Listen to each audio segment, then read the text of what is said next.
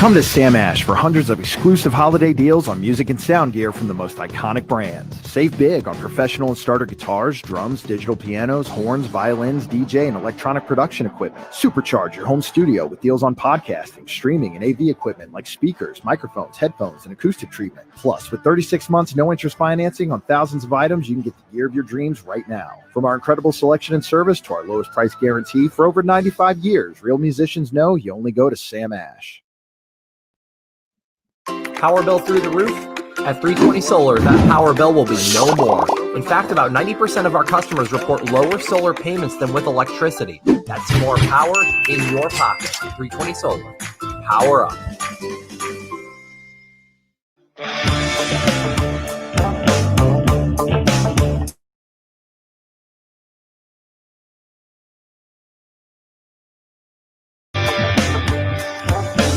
But the work we do is not a $0 job.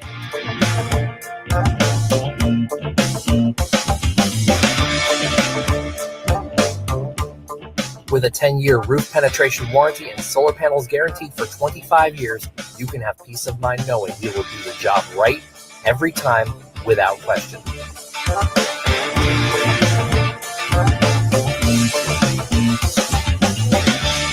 .320 Solar. Power up. Hey everybody, I hope you had a great Christmas. I'm happy to be 10-5, but we know there's a lot more ahead. So we got one more regular season game to go. Enjoy your Sunday of football. We'll see you next week. Let's go. In my white tee, call the pipe Williams for the hype.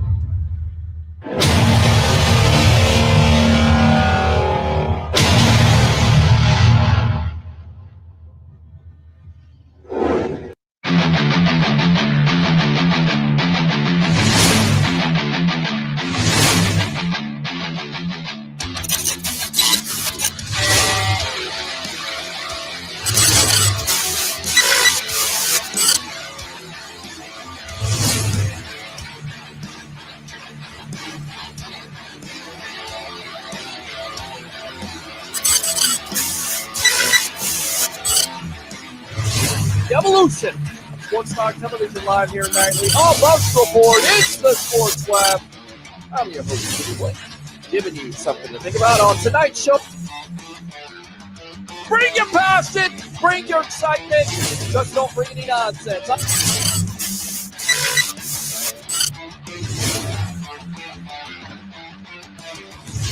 Will you shut up and be quiet?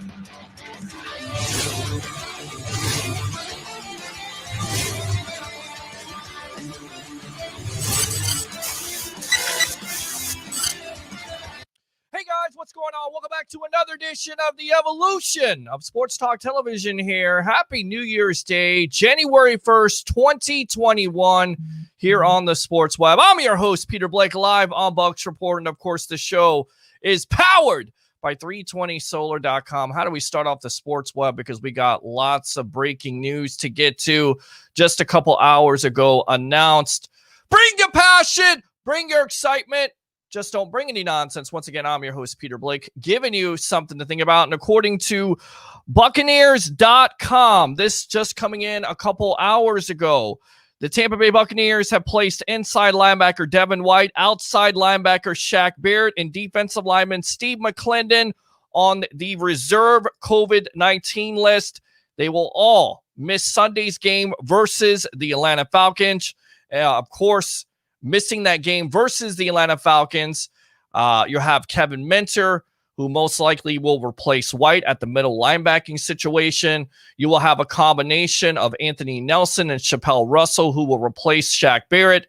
McClendon, it's a little bit more trickier. Most likely Khalil Davis will see some time with Ledbetter being out. So right now, the Bucs have been able to avoid all of the COVID distractions, but now it has definitely hit them right in the face. And with that being said, according to Ian Rappaport of NFL Network and Tom Pelissero, Devin White has tested positive for COVID-19. Most likely, he will miss the first playoff game.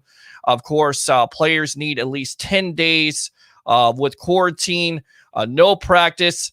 The Bucs aren't the only team that this has struck today. Also, Alvin Kamara, running back for the New Orleans Saints. Yes, that Kamara, 6 touchdowns on Christmas Day, charged or fined $5,000 for wearing weird cleats, I guess, by the NFL standards. I get it, Christmas colors.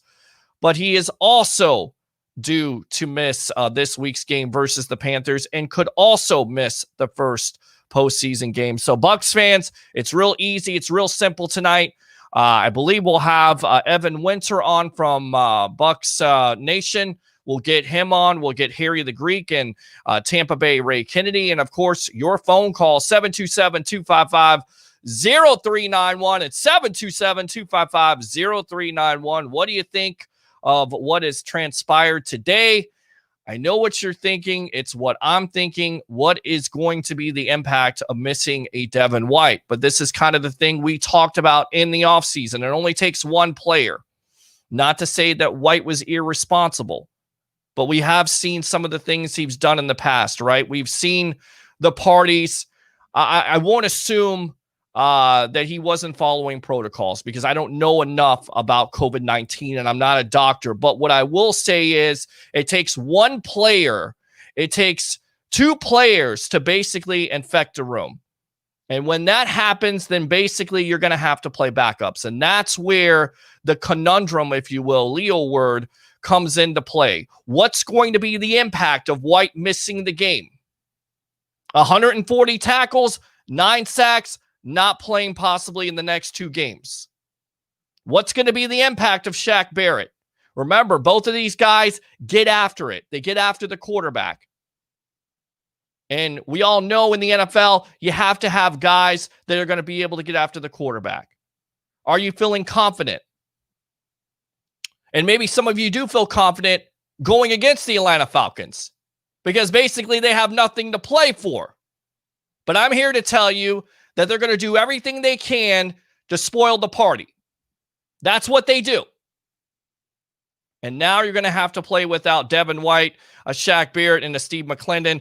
Definitely going to hurt your defense. So I definitely want to hear from you tonight. 727-255-0391. It's 727-255-0391. That was the big time breaking news. On top of it, according to Rick Stroud of the Tampa Bay Times, the Bucs have re-signed Jack Cichy, put him on the practice squad, and most likely you're going to see him on the active roster because what we talked about, Kevin Minter has definitely played in the NFL. And if you would consider, most likely he's a lot better with coverage and pass coverage. That's not to say that's an upgrade over Devin White. We all know what Devin White can do. I talked about it with statistics. 140 tackles, 9 sacks. He's been unleashed this year. One of the best young defensive players in the game, period. That was the big concern, right? It takes one player, just one player to get COVID, and then next thing you know, you've got some type of outbreak. You've got some type of situation, which, to the Bucs' credit, they've been able to avoid that. But now you're on the cusp of the playoffs. Playoffs? Yes.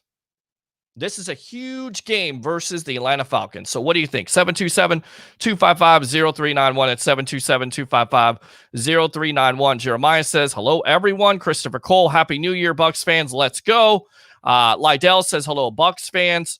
Corin says 11-5. I still think I have confidence that they can beat the Atlanta Falcons. They do. Without Julio Jones, without Matt Ryan, this is a team that can be beaten. We've seen it. The Bucs did it a couple weeks ago. Didn't necessarily play their best first half of football, right? Down 17-0, then a 31-10 run. Will they have to do that again? Well, Falcons seem like they're playing for something. They played last week versus the Kansas City Chiefs, took them all the way down to the wire. You have Raheem Morris, who wants to be a coach in the NFL. He's interviewing for the job. It's a rival game. They're not going to lay down, ladies and gentlemen. And it doesn't help not having 3 defensive starters on this team. So we'll see how it transpires, but not good events today.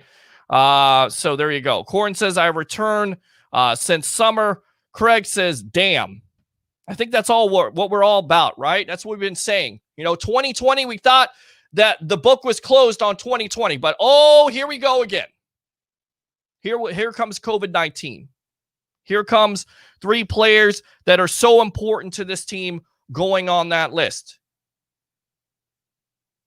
Hopefully you can get Shaq back for the playoffs, for the first round game. Most likely you're not going to have Devin White. We'll see. But I will say this. If the Redskins are playing on Sunday night, do you think the NFL would schedule a game on Saturday?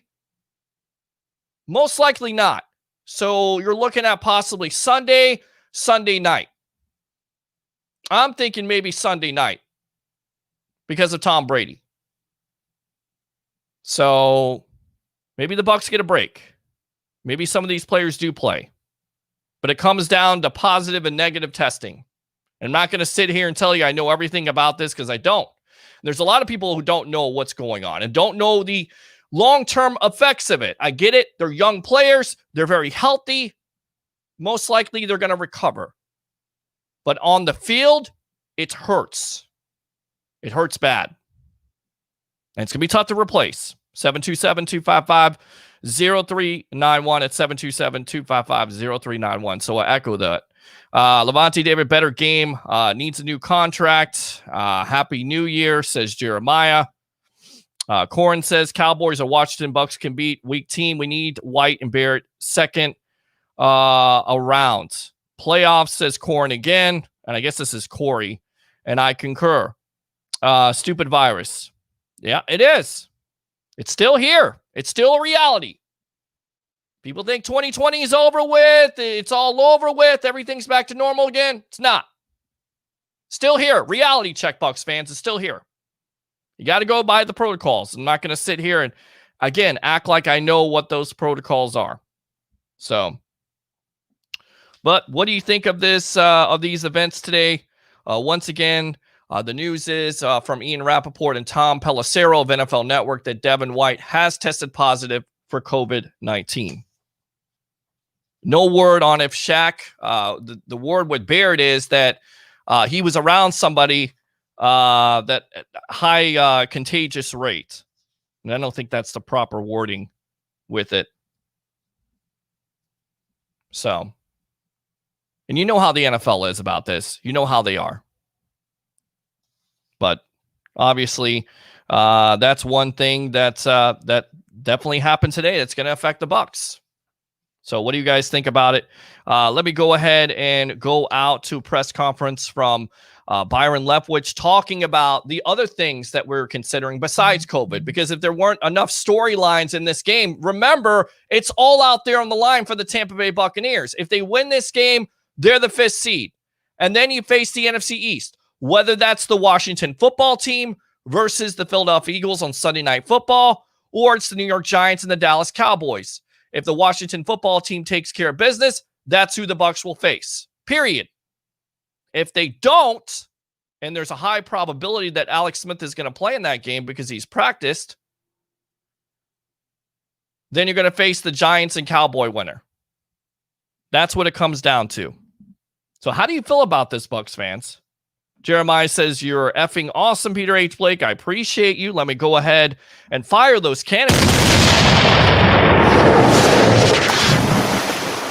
It's not over yet. The season isn't over yet. These guys aren't going to miss the entire playoffs. They may miss one game. But how do you feel about going into the Atlanta Falcon game? Because it's always about one game at a time. You have to beat that team in order to get the 5th seed to face the NFC East winner. But let's go out. The other thing that I think a lot of people are going to be considering is basically Mike Evans, only 40 yards away from 1,000, which, of course, a lot of fans have been talking about in the offseason, right? Surpassing Randy Moss. Being in the pantheon of greatest wide receivers of all time, period. There's nobody else that's done that their start of their career. 7 consecutive 1,000-yard receiving seasons. Mike Evans has a chance to do it if he gets 40 yards. And this is what Byron Leftwich had to say in care of ProFootballTalk.com. I think it's important to him and us, says Leftwich.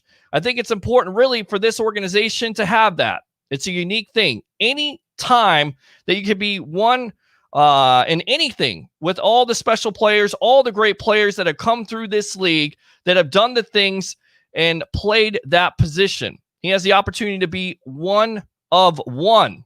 That's a unique thing. That just shows how good of a football player he is. That's special to be one of something like that. That's unique. So obviously you want him to be able to get it.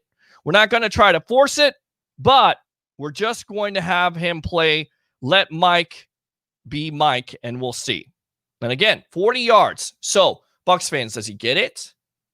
Does he get that record? Do you want to see him get it? You know, I've heard from somebody off the air, Harry the Greek. I'll throw it out there because he's coming on tonight. He kind of feels, and maybe an unpopular opinion, that the Bucs should rest their players for most of the game because of what's going on with COVID right now, with the uncertainty, what's going on with the injury situation.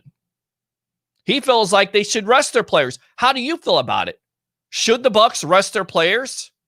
Take a chance of losing that 5th seed? If they get the 6th seed, do you still feel confident in going to a place like Seattle? Because more than likely, that's where you're going to go. That's why I say it's so imperative for them to win this game versus the Atlanta Falcons on Sunday. You get the 5th seed. You play the NFC East. That's exactly what you want. NFC least. Not saying these teams aren't good. They can't beat the Bucs in an upset. Absolutely, they could. We all know it. It's a given Sunday. You don't come out there and play your A game, you lose. We've seen it.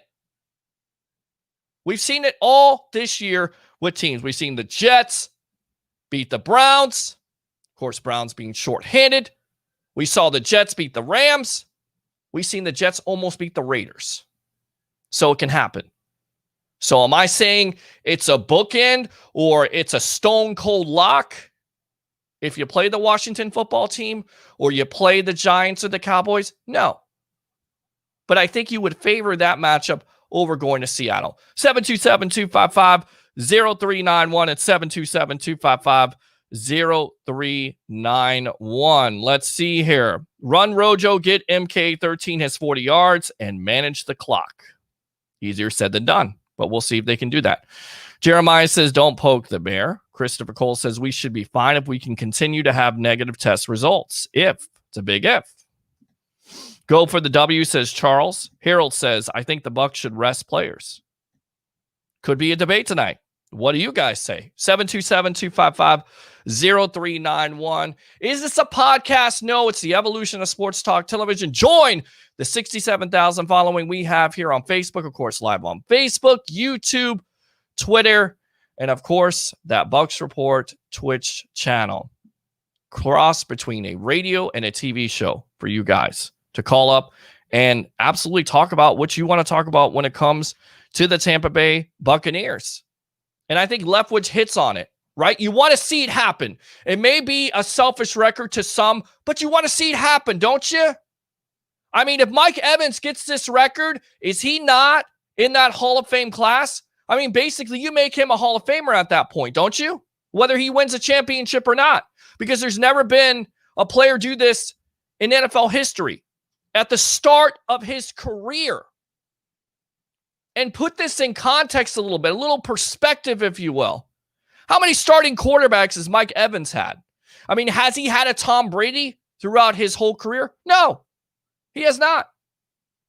He has not had the same starting quarterback. He's had Jameis Winston. He has had Josh McCown.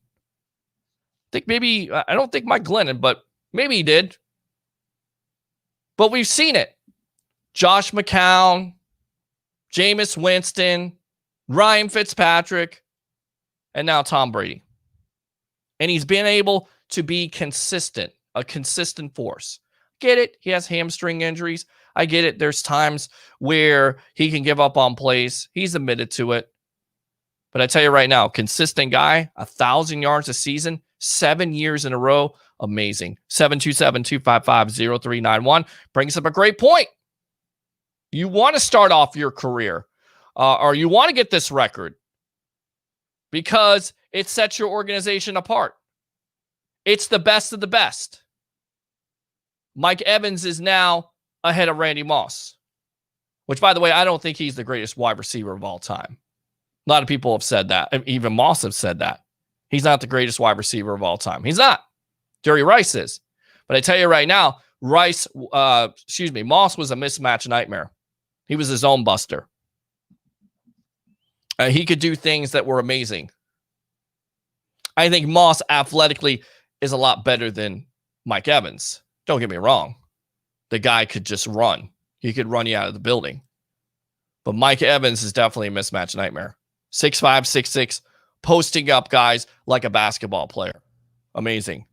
So to that point, to Leftwich's point, he's exactly right. You want to see him get it. Because maybe more people will pay attention to Mike Evans. Which I don't necessarily think he gets the publicity. You know why? You're not winning games.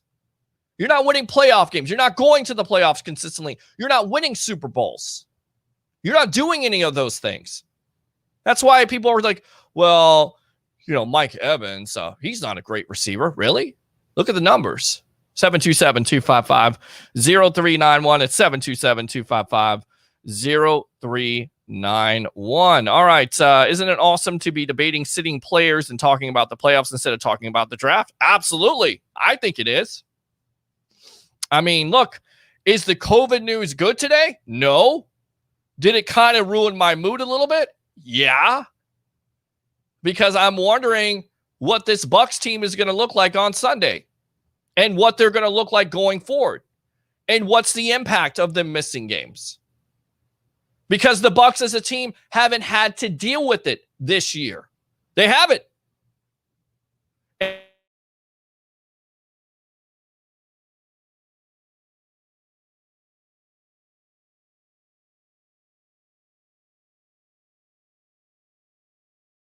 And that was the Tennessee Titans would be an example.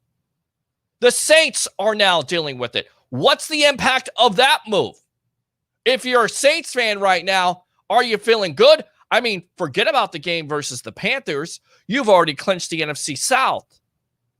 But more than likely, if you don't have Kamara on Sunday, that basically shot your chance of having the number one seed. We know how different that offense is without Kamara. Now you don't have Kamara. You don't have Michael Thomas. You have Drew Brees coming off an injury. Saints fans right now not feeling necessarily that good. So if you have the 2 seed, there's a possibility you could play the Chicago Bears. You like that matchup without Kamara? With all the Saints' difficulties in playing in the playoffs? Playoffs! Yeah, playoffs, Jim. Playoffs? Yes. Don't talk about playoffs. You kidding me? Yes. Playoffs? Yes, and I think a lot of Saints fans are not looking towards the playoffs because of the bugaboos that they've had, not being able to get to the Super Bowl. They're looking at this year Super Bowl or bust because of the difficulties and being out in the first and second round. How are they feeling right now? So obviously it could be always worse, right? But it's not a good thing. It's not a good thing to miss 3 defensive starters. 727-255-0391 at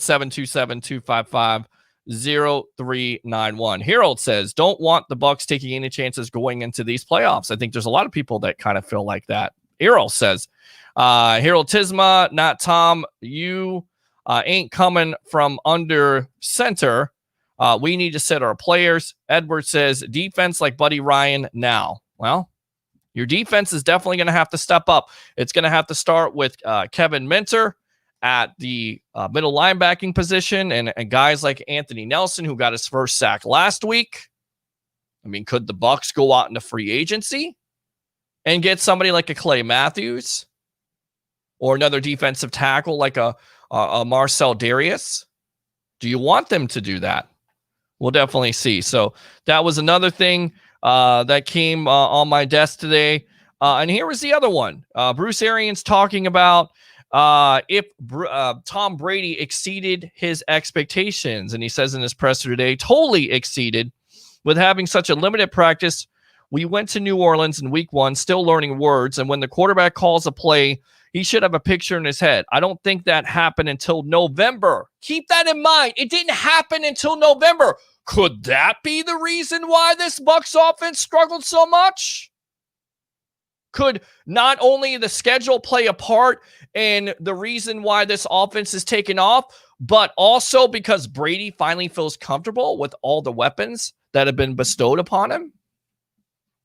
So going back to that, just continuing to learn what words meant and what concepts meant, and then adjusting concepts as we went along. A guy must have 3 or 4 ways to go on a route, but now we eliminated that to 2. Things like that as we just keep evolving. I think right now when you call plays, the picture in his head, he's really, really playing well. He's exceeded it. His leadership is beyond anything I've ever seen. Peyton Manning is the only thing close, according to Coach Arians. And then on top of it, just the way he handles young players and veteran players. He's another coach on the field, talking to Gronk about how he's running his routes, and talking to Scotty Miller and how he's running his routes, and talking to anybody where he expects to see you, and protection with the offensive lineman. It's a never-ending thing with him. The perfectionist to get everything right in practice. Also, his calmness on the sideline in games when we're not winning. We're going to win. Those type of things. He's put those in a bottle, and you make a bunch of money. And then he also says, he goes on to say, it's a special thing, with Byron Leftwich, that what he makes him is a special guy. He's a very unique guy. Not a lot of guys are built like him, and not a lot of guys are even capable of doing things that he can do right now. Shoot, I can do them right now, and I'm a couple years younger than him. Or excuse me, I can't do things right now, and I'm a couple years younger than him. I still can't do some of the things that he's able to do.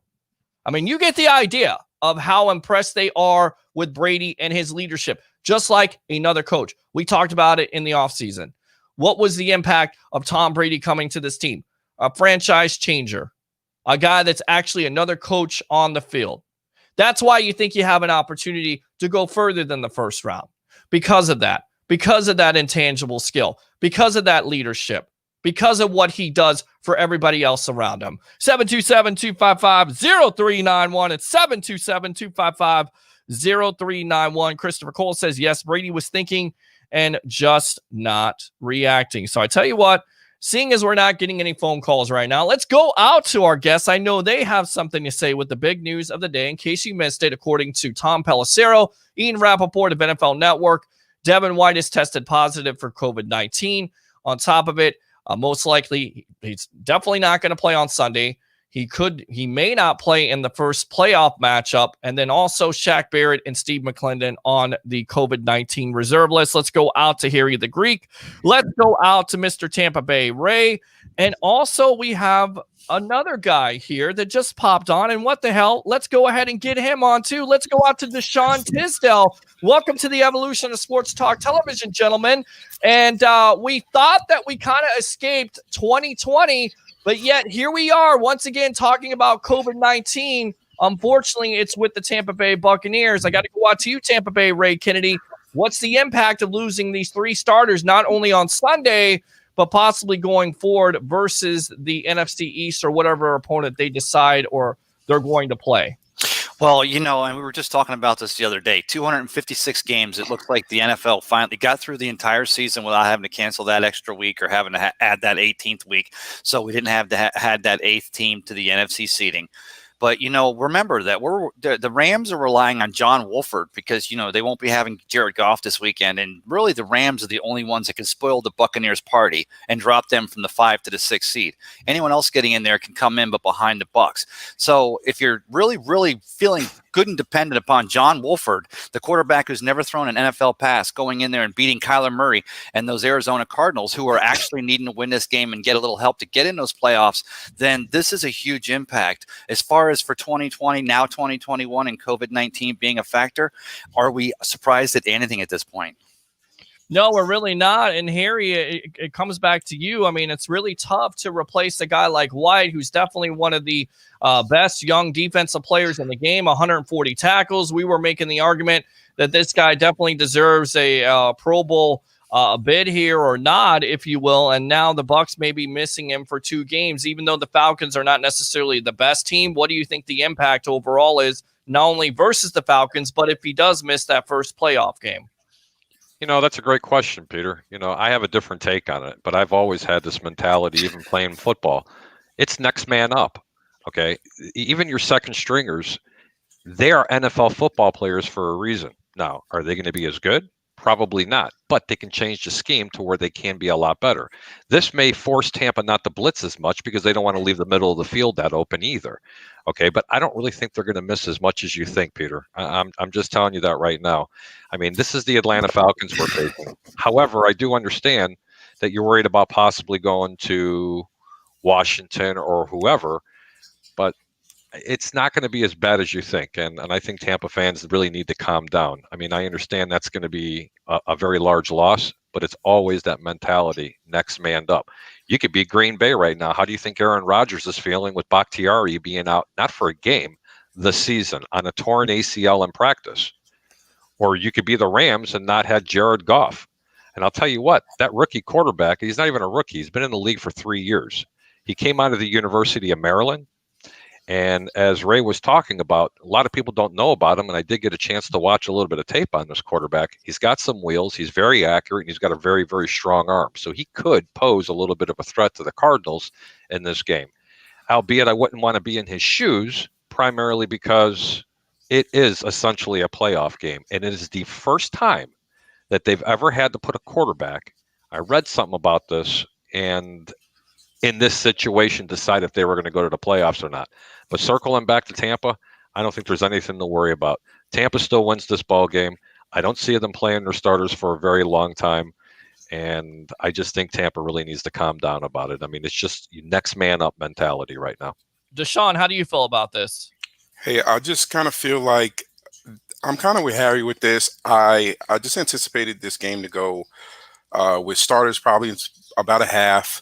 I feel like, they're going to see what Rojo can do offensively. If he can tote it or maybe break one, they'll leave him in there. If it looks like he's going to get injured, I feel like they'll sit him. Same thing with Mike Evans. They'll get the 1,000 yards and then they'll sit him. I was only looking for starters to play up until a half at that. So with you take away those 3 defensive players, Mentors come in and showed quality as far as what he does. And look, we know who's over there. It's Derek Cutter. They're not going to run the ball that much anyway. So it's really going to be protect the flats. I think he's very sound in covering the flats, and his pass coverage it's pretty sound. He's not as fast as Devin White. And then to speak to what Harry said, and a lot of people think is that, hey, we won't have the blitzing.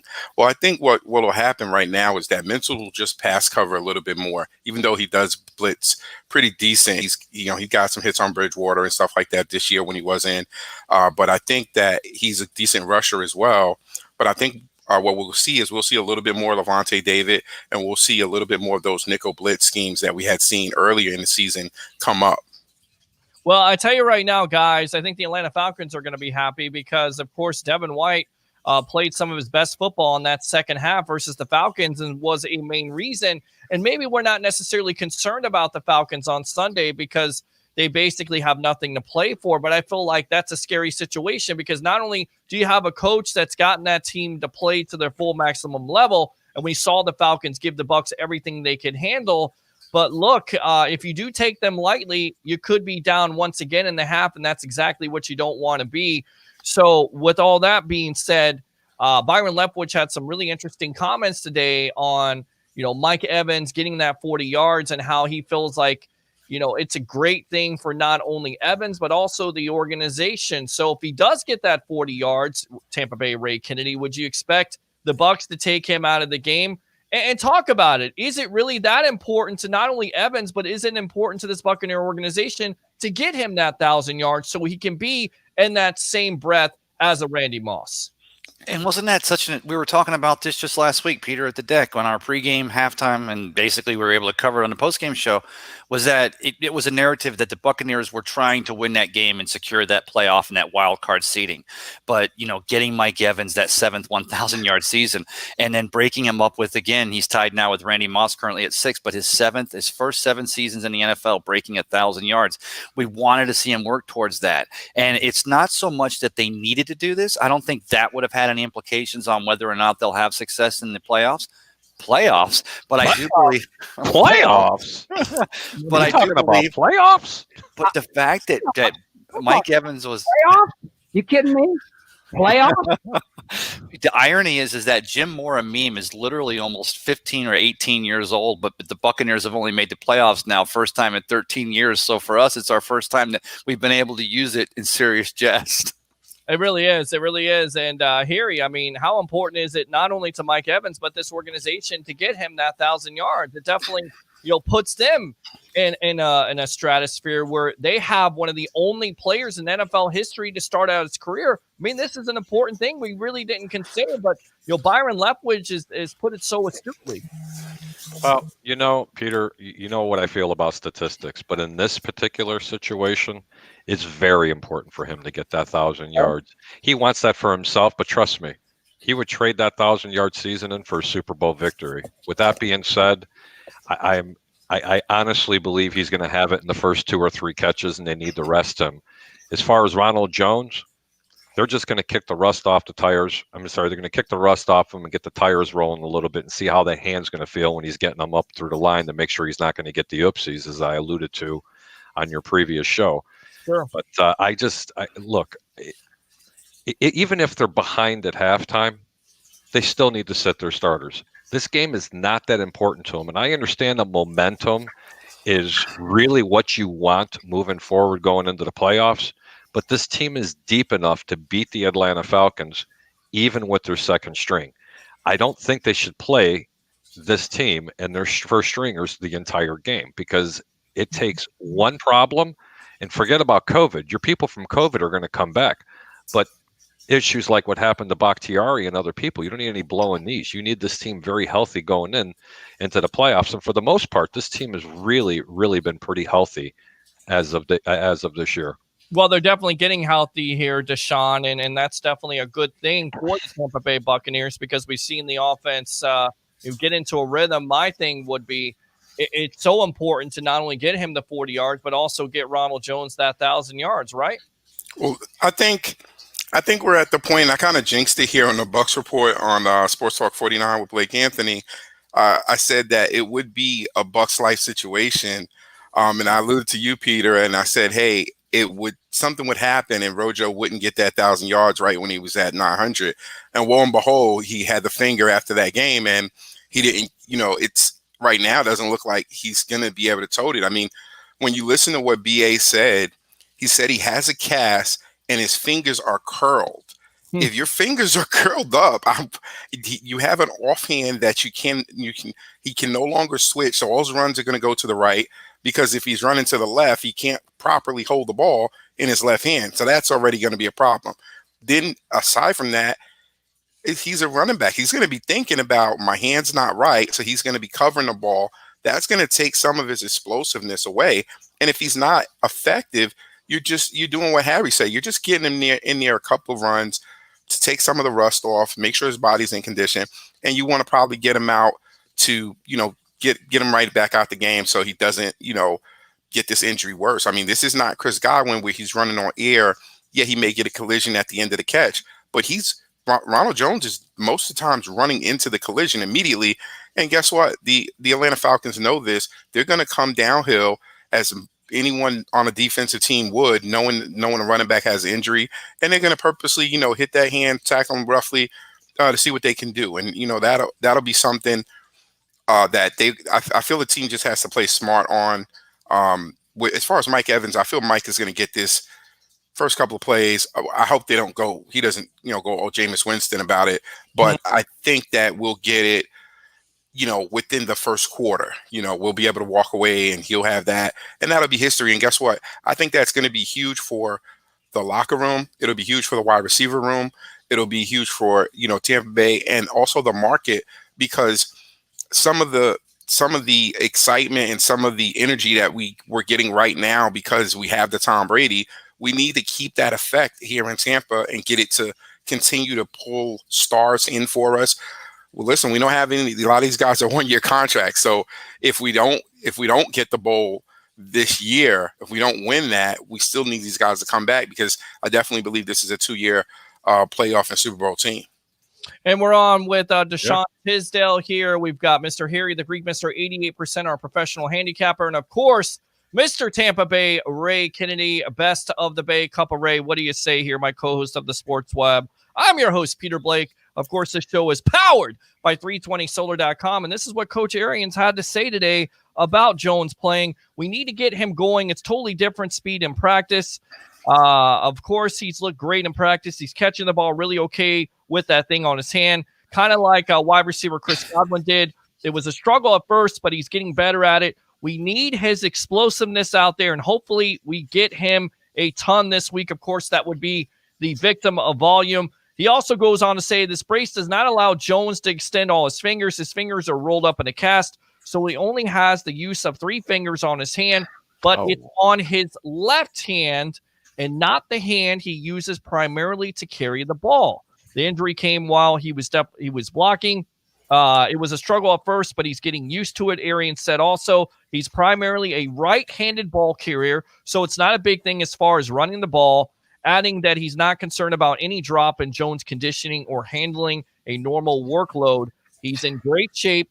He really didn't have any trouble with the cardiac workup after COVID tests, so he's good shape, and ready to roll. So, guys, the victim of volume, if you're getting Evans at 40 yards and you're comfortably ahead, could we expect here Tampa Bay, Ray, for the VOV to get that 1,000 yards this year and really solidify himself as, of course, as we always said here on the Sports Web, to be the best running back in that room? And the thing is, right, if he was an interior offensive lineman or a defensive lineman or someone who was even a defensive back with an injury, but seriously, if he was a lineman of any sort, he'd probably have that hand clubbed up for the rest of the season to keep that finger protected. Now, because of the very nature of the running back position, he's going to have it more freely open, because he's going to need to be available to catch the pass out of the backfield and to handle the handoffs, but more importantly, to block. So the fact that we're talking about Ronald Jones getting in it this week, like Harry the Greek says, and Deshaun also points out, just to kick some of that rust off, not so surprising, especially in light of what Arians did with Chris Godwin earlier this season, because I was one of the first ones that said if Godwin just had a pin put in his hand this week, why are we worrying about it? These players, this team, this Buccaneers players are showing that they've got this attitude. It's us against the world, and we're going to go out there no matter what. So surprisingly, Ronald Jones playing this week and getting that 1,000 yards, having a run at it, I'm not surprised by it. But on the same token, if he's not ready to go on Sunday and they decide to keep him healthy for the playoff next week, that wouldn't shock me either. Harry the Greek here, our professional handicapper. Give me a percentage that Jones gets that 100 yards this week. It's not going to be a popular statement. Really? Zero. Especially after what, because I'll tell you what, I wasn't that optimistic, coming into tonight. And I knew about this Monday that they were going to kick the tires as long as he tested negative. I had an inside source telling me about that, and I revealed it on your show. But I did not know that about his hand. I have broken multiple metacarpals in both hands. And being a receiver, it's very difficult to catch the ball. Let alone he's only going to have 3 fingers exposed on one hand, and the other 3 are going to be a hook. He's not JPP. He's not going to be catching the ball. Okay. And to be honest with you, this is truly exactly what it is. They want to see exactly how he's going to handle himself. And as Deshaun alluded to, that can affect which way he's going to run the ball, which way he's going to cut. And he might even be a little bit timid, and he may not be as fast and as explosive because of that. So that is very, very concerning. Even more concerning prior to me coming into tonight's podcast with you. I'm sorry, show with you. The evolution, yes. The evolution of sports. Right. Podcasts are recorded. Podcasts can basically be edited and this and that. This is live here on Bucs Report. This is the evolution of sports talk television. Go ahead. My bad, sir. I got to teach you.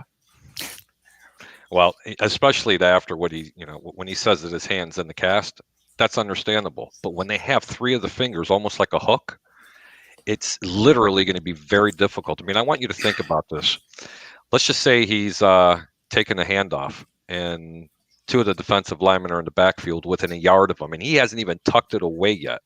It's hard enough to tuck it away with two hands without a cast, but now you've got one with a cast and the fingers are tucked in. That could spell problems, Peter. That really could spell problems. And I'm not trying to cause panic, but they need to see what they're going to have with them. So Deshaun, sorry, Harry. So Sean, you don't feel like he's going to be that effective? You don't feel like he'll get that 1,000 yards? No, I mean, I'm sorry to say it, Pete, but to be honest with you, I just don't feel like he's going to get that 1,000 yards based on if he was stinted and he just had a very similar type of band or cast on his hand that Godwin had, he would have a higher, I would think it would be higher, but clearly his injuries are a little bit different. The finger's different. And he's just not going to get that 1,000 yards because when you tell me you have a hook, there's so many different factors that are now changed because he can't catch the same way. He's not going to catch the ball. That blocking is going to come into effect either because when he goes to block, he's going to be taking on a full speed safety, a full speed linebacker in Jones. And Atlanta brings, when they bring blitzes, they bring speed. So he's going to have to get everything on that. Do you want him whiffing a block because he's not confident in his hand and then Brady going down? Why would we risk that? We're not gonna put ourselves in that bad situation. But I'm gonna tell you one more point, and I think you guys are gonna agree with me. Listen, what is BA supposed to say? You get him activated off the COVID-19 list. They're supposed to dust him off. They're supposed to bring him back and make a good show of it.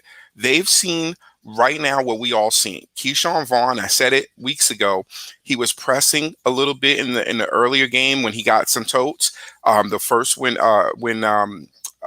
Rojo was out, but once in this last game, he wasn't pressing as much. He knew pre-game that he was going to get these carries, and he just wants to show off and show us all what he can really do. And he did it in this game. Now that volume is going to be there, that he's going to get more runs. And listen, I'm going to tell you a little bit also who I'm looking for in this game. Leonard Fournette was getting manhandled by the safety from Atlanta, who was just coming downhill. Keanu Neal was just all in his face, chomping at the bit from the first quarter on Leonard Fournette, which is the reason that we needed that change of pace, quick, shifty burst back to come in. But I expect Leonard Fournette to come with a little bit more. That's a grown man. He's gonna bring it this game a little bit more. And I think for anything, we're going to be trying to get out of this game in the first half. So everything that we're going to do is going to be all about first half. Doesn't matter what happens at the end of the first half. If we're not winning, we're going to sit and rest everybody because BA has to do that. Remember, we're still looking for the 11. We're still looking for that next win, right? But if BA doesn't say that, he loses the confidence. There's no coach that's going to come out here and say, hey, we just put up 47. We're going to sit people, and this is the best time.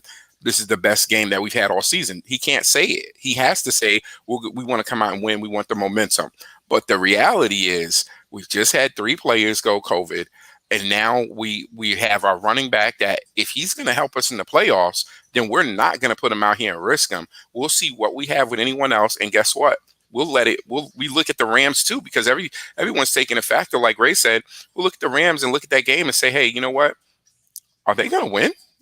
I don't think they're going to win. I don't think they're going to win. Why would we risk it? Right. I need to interject really quick. Deshaun, that was a really great point. And I think they need to rest their players. You and I have really agreed on that, except for one player, especially after what you told me about Ronald Jones, the way his hand is cast up. If it's truly just like that and his hand's in a hook, they shouldn't even risk it. 8-10 plays. Leonard Fournette needs to get every carry in this game. They need to pound that rock so hard with him to get him used to going downhill again. And as far as that safety from Atlanta, tell him to bring it in again, because I think Fournette doesn't have a very, very short memory. Well, that's good, and that hopefully he doesn't have a short memory. But still, and what with Bruce Arians' comments, I also think you're going to get carries. You want to get carries to the victim of volume, and a Ronald Jones. Of course, you don't want to hurt him. But you want to get him ready because, to my point, I feel like the best opportunity for this team to go forward is with the victim of volume of Ronald Jones and running the ball. So if he's a little bit rusty, you definitely want to knock that rust off. Let's go out to the webheads here, read some of these comments from these guys. Once again, Pac-Man 504 says, hello, Bucs fans. Exactly, sir. Next man up. Mike says, I just heard the news. So are White and Shaq both out for the playoff game? Help me out. Right now, what we know from Ian Rappaport and Tom Pelissero of NFL Network, Devin White has tested positive for COVID-19. So the protocol suggest, or the rules are that he has to be quarantined for 10 days. Am I not correct, gentlemen? No, Peter. Now here's the thing. Okay, I go back and excuse me, thank you. I go back to October because I've been following this all year, and I don't want to call it a COVID fascination. It's not, by no stretch of the imagination, but because this was going to be such a prevalent issue all season, I wanted to make sure I was as learned, if you will, on the subject. And so, if a player shows symptoms, fevers, runs, chills, actually gets seriously a fever, a COVID condition, then yes, the rule states that they have to wait 10 days and then test positive twice over a 72-hour period. Now, the rule also states that even if a player tests positive but shows asymptomatic, meaning they obviously have the disease or the virus and can still be contagious, but they don't show outright symptoms, meaning they don't get seriously sick. And of course, athletes have such a different system. They work through a cold, a virus, so much faster than your average person who may be not as healthy in condition, get that average high motor time.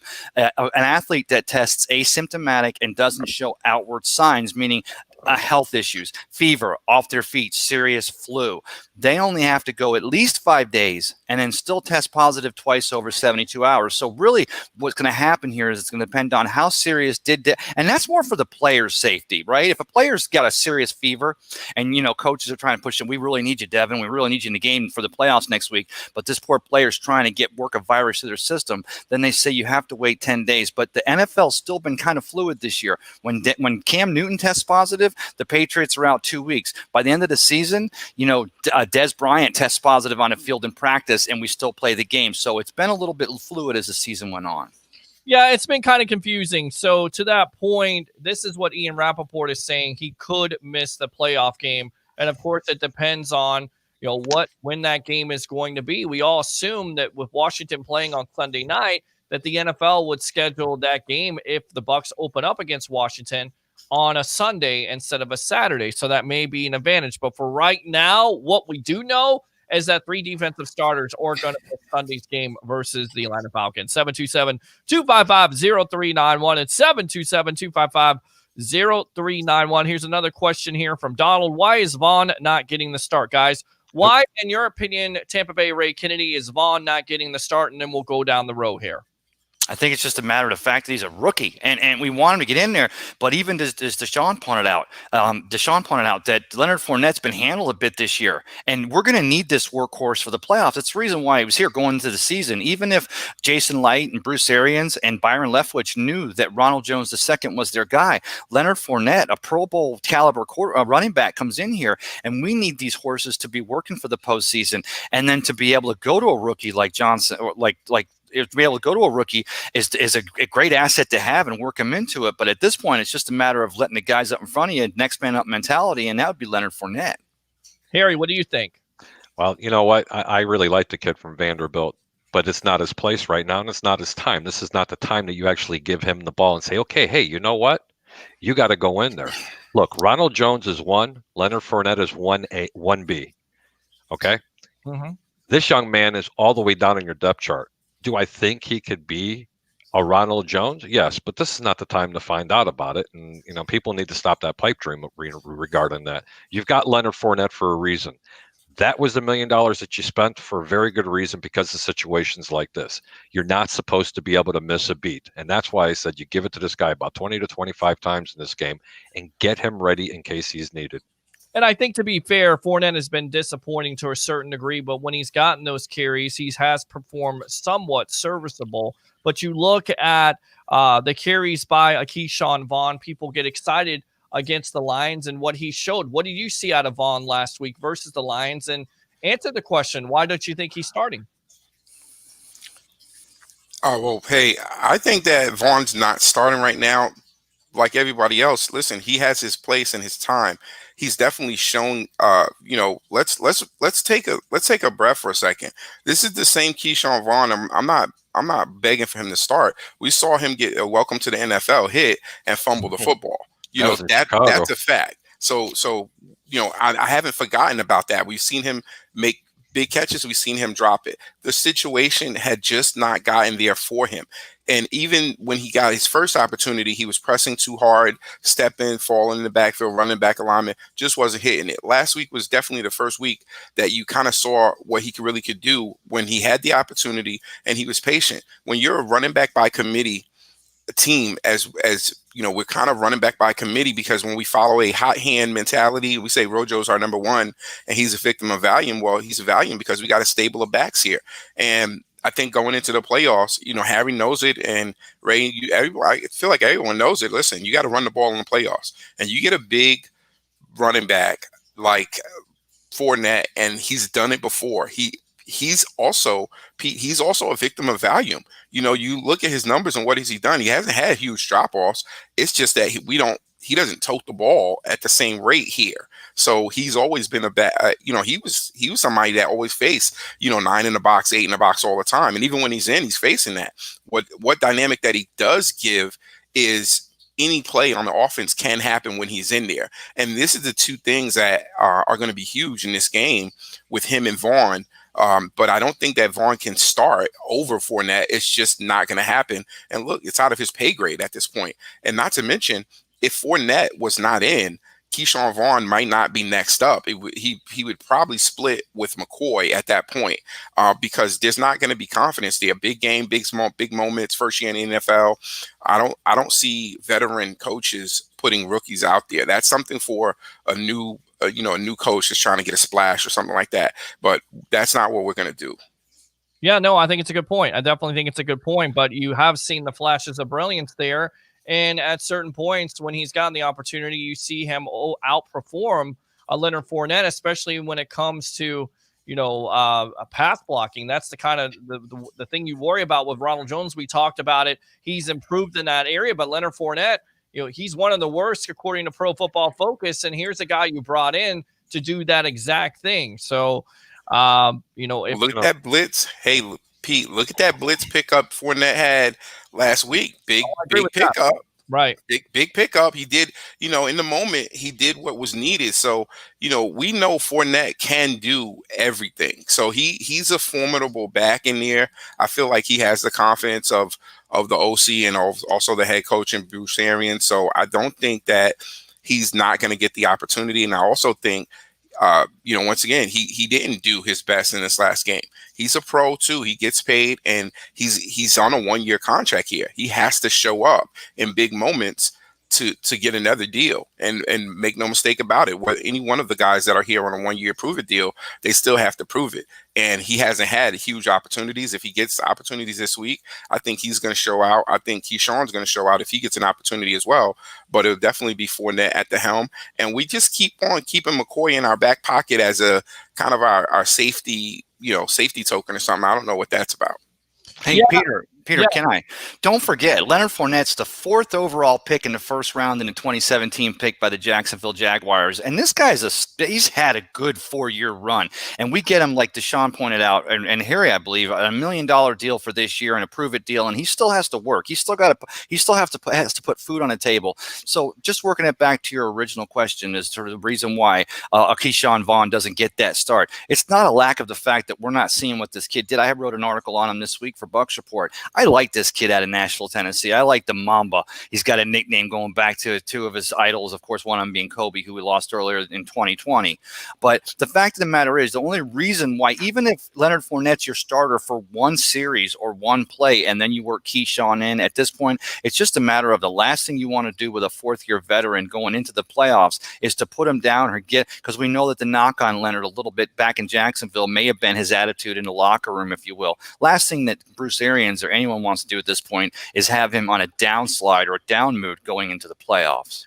I mean, my problem is I just haven't seen it consistently enough. That's been I've always been a Leonard Fournette fan ever since he came here. In fact, I thought it was an astute move by the Tampa Bay Buccaneers to pick him up because of what you just mentioned, with the value of being a 4th overall pick, with his production with the Jacksonville Jaguars. But at times this year, I just haven't seen it. And I think that's the reason why some fans are calling for a Vaughn to start or Shady McCoy to see more carries out of him, because Fournette has been so inconsistent. But at the end of the day, I still feel like the victim of volume is going to get some yards and some carries. Maybe that's just me. All this talk about personal stats, what's more important, team goals or personal goals? What are we playing for? Well, Mike, to your point, this is Byron Leftwich talking about it, how important it is to not only to Mike Evans, but also the franchise as a whole. So to answer your question, I definitely know what the Bucs are playing for. You're playing for the 5th seed. You're playing for the opportunity to go into the playoffs on a 4-game winning streak, running the table and being the hottest team in the NFL, and most likely setting yourself up to play an NFC East counterpart. That's what you're playing for. But at the end of the day, when this is a coach talking about it, and when Bruce Arians was talking about it last week, it's important to them also because they feel like this is history being made in the NFL, and they don't want to contradict that. Does that make sense? Yeah, especially if Mike Evans was still 100 or 125 or 200 yards like he was last week, or $180 going into that game. And that, at this point, Mike is completely right. What are we playing for? There's no way the Buccaneers are going to sacrifice. And I'd say that hypothetically, even with only 40 yards short now, Mike Evans being of that 7th 1,000-yard season. But let's be honest, guys. I think at this point, being just 40 yards short, whether it's Blaine Gabbert, Tom Brady, or they bring Griffith in to show the throw from the practice, or from the, bring him and activate him, they're going to get Mike Evans that 40 yards on Sunday. You better stop starting controversy here. I'm the buzz guy. Griffin. I got your Griffin. You got Peter Griffin. Ohio State late in the second quarter. Are we surprised by that? We're not surprised by the result at the beginning of the day with Alabama and Notre Dame, because I thought Notre Dame was a fraud. They play their schedule, but they're just not as talented as Alabama. Are we surprised by this result right now by Ohio State? And what does it say about Justin Fields, who, some people kind of consider in that same conversation with a Trevor Lawrence? Let me go to you, Deshaun. How do you feel about this game result, and how do you feel about Mr. Justin Fields? Listen, I think some of the teams, as we look at the teams, I had a chance to see Justin Fields here right at UGA. It's just down the road from me. And I was able to see this guy, young man, even in the red and white game. And I just think that a lot of teams, they always want to put the moniker on, are you the next person, or make you comparable to. I think he's a different player completely than Trevor Lawrence. I'm not surprised at results, as I'm not surprised as the Alabama results. But I think as far as Justin Fields goes, one of these teams in the NFL are going to take a flyer on this young man, and I think he's probably going to come out this year, and somebody's take a flyer on him, and it'll be interesting to see, how he is at the pro level if he comes out this year. What is he at the pro level? I don't really think his body of work is complete at this point. I think that's the best way to describe him. I don't really feel like he's complete, but he is hot at this moment. Tampa Bay Ray Kennedy, what do you say? I think talking about Fields and just the way he's even looking tonight, but talking about they put a graphic up tonight in today's game about the New York Jets. And of course, the Jets have gotten hot here in the last 2 weeks and won 2 games. And the knock on them was, they're out of the Trevor Lawrence sweepstakes. And I'm not going to debate whether Trevor Lawrence will be that decade or once in a generational type, that Peyton Manning type of quarterback. But I would still argue that Sam Darnold, surrounded by no weapons in New York, if the Jets were really just playing for that second quarterback pick, if they don't take Fields, it's not because they don't think he's a good enough or talented enough quarterback with an upside. It's the fact that they'll rely on Sam Darnold still being that franchise quarterback moving into the future and use that high draft pick in another area of need. Gary the Greek, my professional handicapper here, surprised by this result of Ohio State right now. We got an update, 35-14 over Clemson. Clemson, thanks a lot for showing up, especially your defense. Yeah, how about on this? They're losing 35-14, but yet the line in the second half is Clemson still favored by 7.5 points. That doesn't mean they have to win the game by 7.5 points. They just have to score more than 7 points than Ohio State does in the second half. I don't like it. I'm going to keep my opinion to myself of what I think about Trevor Lawrence. You and I have talked off the air, but I'm sure you can read between the lines. I'll come out and say it. I don't think he's going to be as good as everybody thinks he's going to be. And again, I'm going to voice another unpopular opinion. I think there's other quarterbacks in college right now that I think are going to have a better career than Trevor Lawrence. I think there's way too much hype around this young man. Why is that? Why so down on Lawrence? Is it Honestly, he doesn't make very good decisions, in my opinion. I think he hurries up. I think these are things you look for. It's not like Andrew Luck. When Andrew Luck was playing in college, he already had really good footwork. He already had really good follow through on his passes. You don't expect to go to the pros and say, okay, you're going to be my number one draft pick and you're going to be the franchise quarterback for the next 10 years, but I got to work with you for the next 3 to get you there. Sorry, it don't work that way. When Andrew Luck came out of college, it was a plug and play, just like when you put something in your computer. He struggled in his first year, but you didn't see irregular footwork. You've seen really good mechanics, and I don't see that with Trevor Lawrence. And I feel like any quarterback goes to the New York Jets or the Jacksonville Jaguars, they're going to have their struggles, but I don't know. We'll see. I mean, Trevor Lawrence, to me, he's definitely a pretty clean prospect, but hey, you're welcome to your opinion. I'm just, it's so...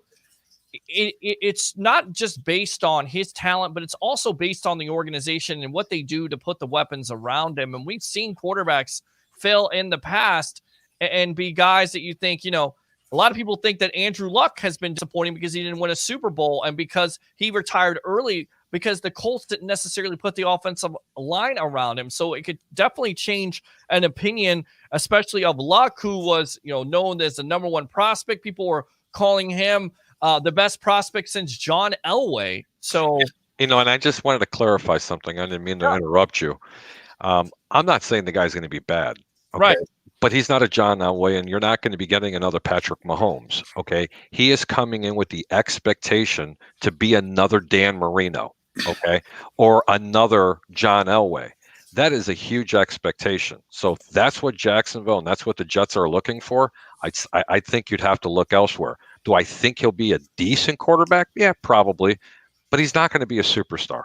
Hey, Harry, can I back you up on that? And I would agree. And it's not because I don't think this kid, Trevor Lawrence, has been making great decisions since he was He's now, a ninth-year freshman or ninth-year senior? I mean, this guy's been great since his freshman year, a redshirt freshman.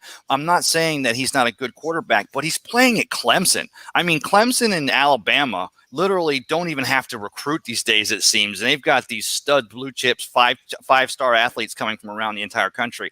That being said, I'm not saying Trevor Lawrence won't transfer to success at the NFL level. I'm just saying that once he gets to the NFL level, he's going to be like a Joe Burrow. He's going to find, and that's a Joe Burrow. I knock on Joe Burrow or Bear this year in San Diego. Not that they're bad, but he's going to have his rookie struggles. I just haven't seen. I didn't see. Then again, I'm the guy who was rooting for the Buccaneers when they draft Jameis Winston number 1 overall in 2015. So what do I know? Well, I'd love to know what Deshaun thinks about this. I mean, seriously, what do you think about him? Well, hey, for Trevor Lawrence, I've seen Trevor Lawrence. He's from right here in Georgia. Once again, Georgia's definitely, Georgia, Florida, definitely hotbeds for young talent. And like Ray said, Clemson and Alabama, they don't have to do anything to get this talent. But when they amass so much talent, they are able to just uncannily just beat these teams, and it can give you the effect of believing that the quarterback is so much more better than what that quarterback really is. But it's just that Clemson and UA, they have so much talent that they're 5 stars beyond 5 stars, and they're matching up against other schools that just don't match up well. Then when they get to big games and they have, very similar talent, then you can see, okay, what's happening in these bigger games. And I just feel like this year was with him being out, and then he missed a couple of games this year. I don't really feel him as he's definitely not a John Elway type like Harry alluded to, or Dan Marino. I don't see him as that. I think he's probably going to be a decent player. New York definitely was not going to be a spot for him, just because the media was going to tear him a new one. They're brutal. They were going to be absolutely brutal. And he doesn't seem like the type of player that could get through that. Watch a couple of his interviews. They were just going to rip him, and then the talent that was going to be put around him. So he's going to be coming from, a king's ransom of talent that he has right now at Clemson. And where is he going to be at? If he was going to be with the Jets, he's going to be with the Jaguars. I mean, who's there and what's going to help him in those first couple of years? And that's going to be what we rate him on until those teams actually, pick up enough talent and even an offensive system that's going to be conducive to what he does and beneficial for him. Remember, right now he has a defense, he has a run game, he has receivers, he has everything. Yeah, you're exactly right. And Absolutely. that's been my point with, bringing in young quarterbacks. The team has to necessarily put those weapons around them. Of course, it starts with the offensive line, with the Jets and the Jacksonville Jaguars absolutely need to improve. All right, let's see here. Pac-Man 504, we need to see guys like Anthony Nelson, Kevin Minter, Pat O'Connor, and Khalil Davis step up now. We saw Anthony Nelson. He's been my guy. Only one sack, but you've seen some pressure from him lately. I mean, can these guys get it done, in your opinion, Deshaun? Let me say, I've spoke about this several times, and I just feel like, especially even the names that were called out there, you got Pat O'Connor, you got Khalil Davis, and you got Anthony. Look, Anthony's been coming on. He's been who did we get rid of to the Browns last year? He's been a Carl Nassib. He's been the new Carl Nassib for us when he does come in. He's a very big-bodied defensive end, doesn't really get home, but he does get pressure. He gets hands towards quarterbacks to let them know he's there. I don't see him always getting, push or touch pressure on quarterbacks to let him know, but he definitely pushes the pocket. So I like his play. Interested to see what he'll do with extended playing time.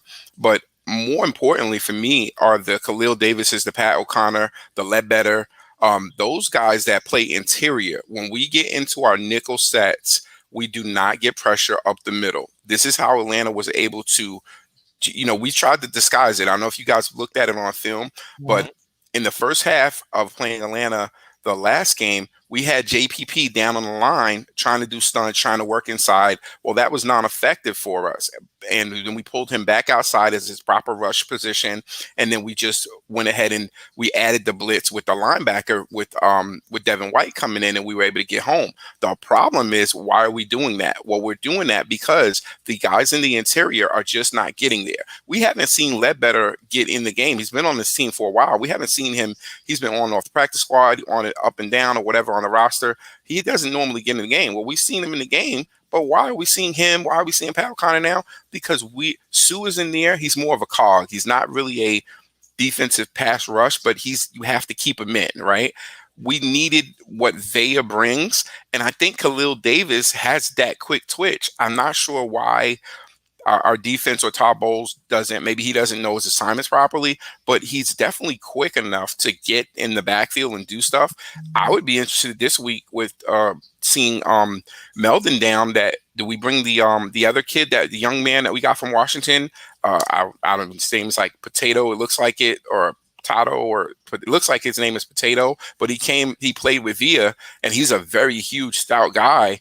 I'm wondering, do we bring this guy up? Like, who are we bringing up from the practice squad this week to get some quality reps? Yeah, it's a good point. I mean, in Tampa Bay Ray, it's going to come down to a guy like an Anthony Nelson, of course, the Kevin Minter, who's played in this league before, which is why I caution a lot of Bucs fans, definitely relax, but you're missing something with the Devin White. But Minter brings that aspect of better pass coverage. He's not going to, wow you with his athleticism like White. He's not necessarily going to get after the quarterback, but he's been in this league before. So once again, he's a serviceable player.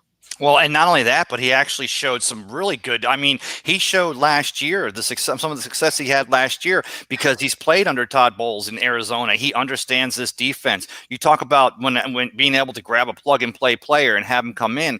And again, going into the playoffs, the more depth, the more practice we can get. You talk about shaking the rust off for a Rojo coming back from an injury. Shake the rust off your second and third stringers and get them some confidence, because in the playoffs, the teams that usually have the most success are the ones that have the most depth. Here, you agree? Yeah, actually I do. I just want to bring up one small analogy, and I'm going to try to ride the coattails in Deshaun. That is one of the things that I do not like what the Buccaneers do. When they lost Vita Vea, they automatically noticed, especially in nickel, and I have noticed this breaking down a lot of tape with this team, that they don't get that push up the middle. So what they try to do is they disguise it by trying to blitz a lot because they're trying to make the quarterback make irrational mistakes. If they took a page out of what the Chicago Bears do, and they were in a very similar situation defensively when Eddie Goldman opted out because of COVID, you got 350 pounds of guy that was sitting in the middle, sitting next to Akeem Hicks, and then your outside linebacker who was playing a defensive end position, which was Khalil Mack. Tampa's linebackers are just as good, if not better, than what the Chicago Bears have. And when Eddie Goldman's not playing, Belial Nichols is sitting in the middle, and so is the other tackle, and they're not worrying about getting that initial rush into the defense. And Chicago blitzes less than anybody in football. They blitz less than 20% of the times on their plays, and they're still effective at getting pressure. And that way they're sitting back. That's what Tampa has been doing. So when you're missing that 350-pound stuffer in the middle, especially when you're playing nickel, you don't have to blitz as much. All you do is have to contain and let the pocket collapse from the edges. That way you're not giving it up into the flats and behind you. Do you agree, Deshaun? Oh, definitely. I mean, I feel like you're seeing exactly what I'm seeing on tape. I've been watching this team in that nickel set, which we stay in most of the time. And one of the bigger issues for us is that both of our two down interior, our three techniques there's times where Sue does not get penetration, or, he's just 1 yard in. And I'm watching Nacho just stalemated on the line, and Matt Ryan's there, and I'm like, dude, we're not getting anything from him. You're not going to tell me that Nacho, with all the effort, was going to replace what Vita brings. We need someone and this is why we're cycling through those guys more than ever before. You've never seen Ledbetter, O'Connor. You've never seen everyone in there, Nacho in there. You've never seen that. So I'm like, listen, if we need a bigger body, let's go ahead and do like you've seen Chicago do. They just brought another big cog in. Now, I thought, McClendon was going to be that, but I don't really think that that's his technique. He's more of a true nose type, where he just doesn't move and he'll wait till the runner runs into him. But pressure is not his thing. He's not really a pass rush, up the middle. And I think we're getting upfield. Our ends are getting upfield so fast that they're allowing quarterbacks to escape in the natural gaps that are being made by the other defensive linemen not being able to get pressure. It's a good point, because you saw that versus Kirk Cousins and how many yards he had and how he escaped. And that's what you kind of worry about facing a mobile quarterback. Hopefully you don't face a Kyler Murray, because Kyler Murray is great for that. And there's other mobile quarterbacks, so you hope that they can rectify that problem. All right, let's go back out to the webheads here. Fields is putting on a show tonight, 35-14 now at the half. Donald says, do we keep Donovan Smith next year, or do we look in the draft? Let me go to you, Deshaun, and then we'll go down the row here. What do you think? Donovan Smith, has he earned your trust, or do you think the Bucs will basically cut their ties because that I believe that there's no guaranteed money on his contract next year, right? No, I think we can cut ties with him this year, but here's what I think we do. You can't make the club if you're in the tub. Donovan Smith is most of the time available, even though he's not the best. I think that we should go with we either got to make a decision here, depends on where we're going to finish up the season, and it's either going to be a first round to replace him, or we go to because we got positions that we need to replace, offensive and defensive line, that are going to be huge and important. I feel like we're probably going to have to replace Donovan Smith, or we're going to have to replace Sue as well. But I think when it comes to Donovan Smith, what we'll need to do is we need to speak to him about his play and restructure I think the additional, $14 million or yeah.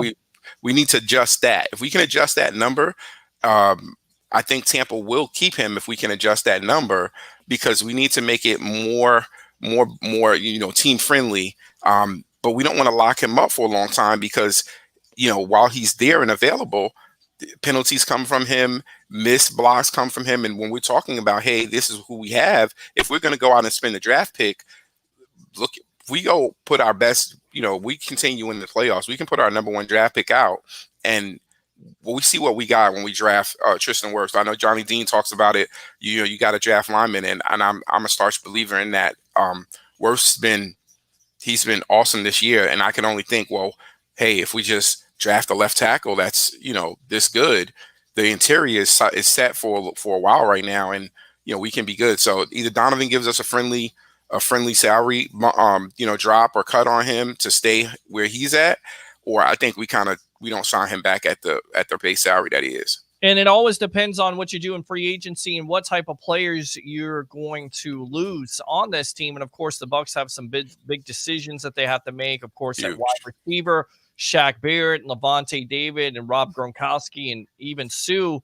So you may draft a defensive tackle depending on where you're picking, but there's definitely a year for left tackles. You have an Alex Leatherwood from the University of Alabama. You also have a Christian Darshaw from Virginia Tech. So Tampa Bay Ray Kennedy, has Donovan Smith done enough, in your opinion, to warrant coming back next year, or do you think the Bucs go in a different direction? Okay, so the left tackle is one of those positions that this is the money left tackles make, but I have three angles on this, or three ideas on this. One is I let Tom Brady make that call, just because I've always called Donovan Smith, he was Jameis Winston's backside dance partner. That's the backside of the quarterback. That's the one the quarterback relies on. That's the blind side cover man. And if Tom Brady depends on Donovan Smith, if Tom Brady tells Coach Arians and Jason Licht that I think this guy can do it, then Donovan Smith's your guy. Number two, I think Deshaun hits on a great point. I think that the market value on Donovan Smith could come down a little, but you got to be careful, because there's probably at least 15 other teams that would take a tackle of Donovan Smith's caliber and pay him that $14 million. So you got to worry about that. And then, of course, the third thing I wonder about is Tristan Wirfs played at left tackle in college at Iowa. I wonder if the Buccaneers have a long-term or a second-year plan to move Wirfs over to left tackle. And in that case, you're drafting a right tackle anyway, and the point becomes moot. Or because of the success of what Wirfs has done at the right tackle spot, maybe you feel like you can get somebody in the draft that's just as good as Wirfs or better at the left tackle spot here, Harry the Greek. You know what? I'm kind of mixed on my emotions with this with Donovan Smith. I'm going to tell you right now, it's a lot easier to run block than it is to pass protect. First and foremost, he's struggling a little bit this year is because he doesn't have great pass protection skills, but they're not horrible. They would be better if Tampa was a run-first offense. Okay. And that's what seems to be the issue. So you could say that about 2/3 of the tackles in the National Football League, honestly.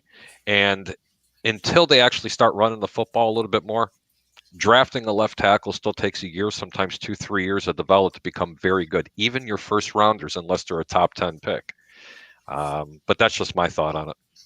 All right, good stuff. Let's go back out to the webheads here, read these comments. Donald says, why are we talking about next year? Christopher says, because that's what we do here on the Sports Web. Christopher, what do you want to talk about? Call the phone lines, 727-255-0391. It's 727-255-0391. Uh-oh. His computer just had an aneurysm. I'm going to follow it up with Christopher Cole. Give us a call. Anyone call us in tonight. We're here on a Friday night. And Happy New Year. Hey, Happy New Year, Deshaun. Happy New Year. Happy New Year. I mean, seriously, guys are like, well, why are you talking about this? Because you guys don't want to call. You guys don't want to talk about COVID. You don't want to talk about the game on Sunday. So we are talking about what we want to talk about, and you guys chime in when you want to, okay? There you go. Peter, do you hear that? Yes, what's that? The crickets? I can hear it. There it is. This is what it is. Ah, there it is.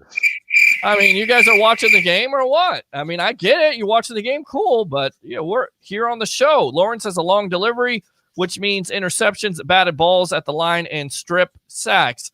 I think you can create a system for a Trevor Lawrence where he doesn't necessarily have to be under center. I think the NFL has been kind of flexible with that. So maybe that's a key point that you could kind of point out some years ago. But because the NFL is an emulation league, you look at a Lamar Jackson, you look at a Kyler Murray, I think Trevor Lawrence can work in this league. Again, I just kind of wonder what you're putting around him.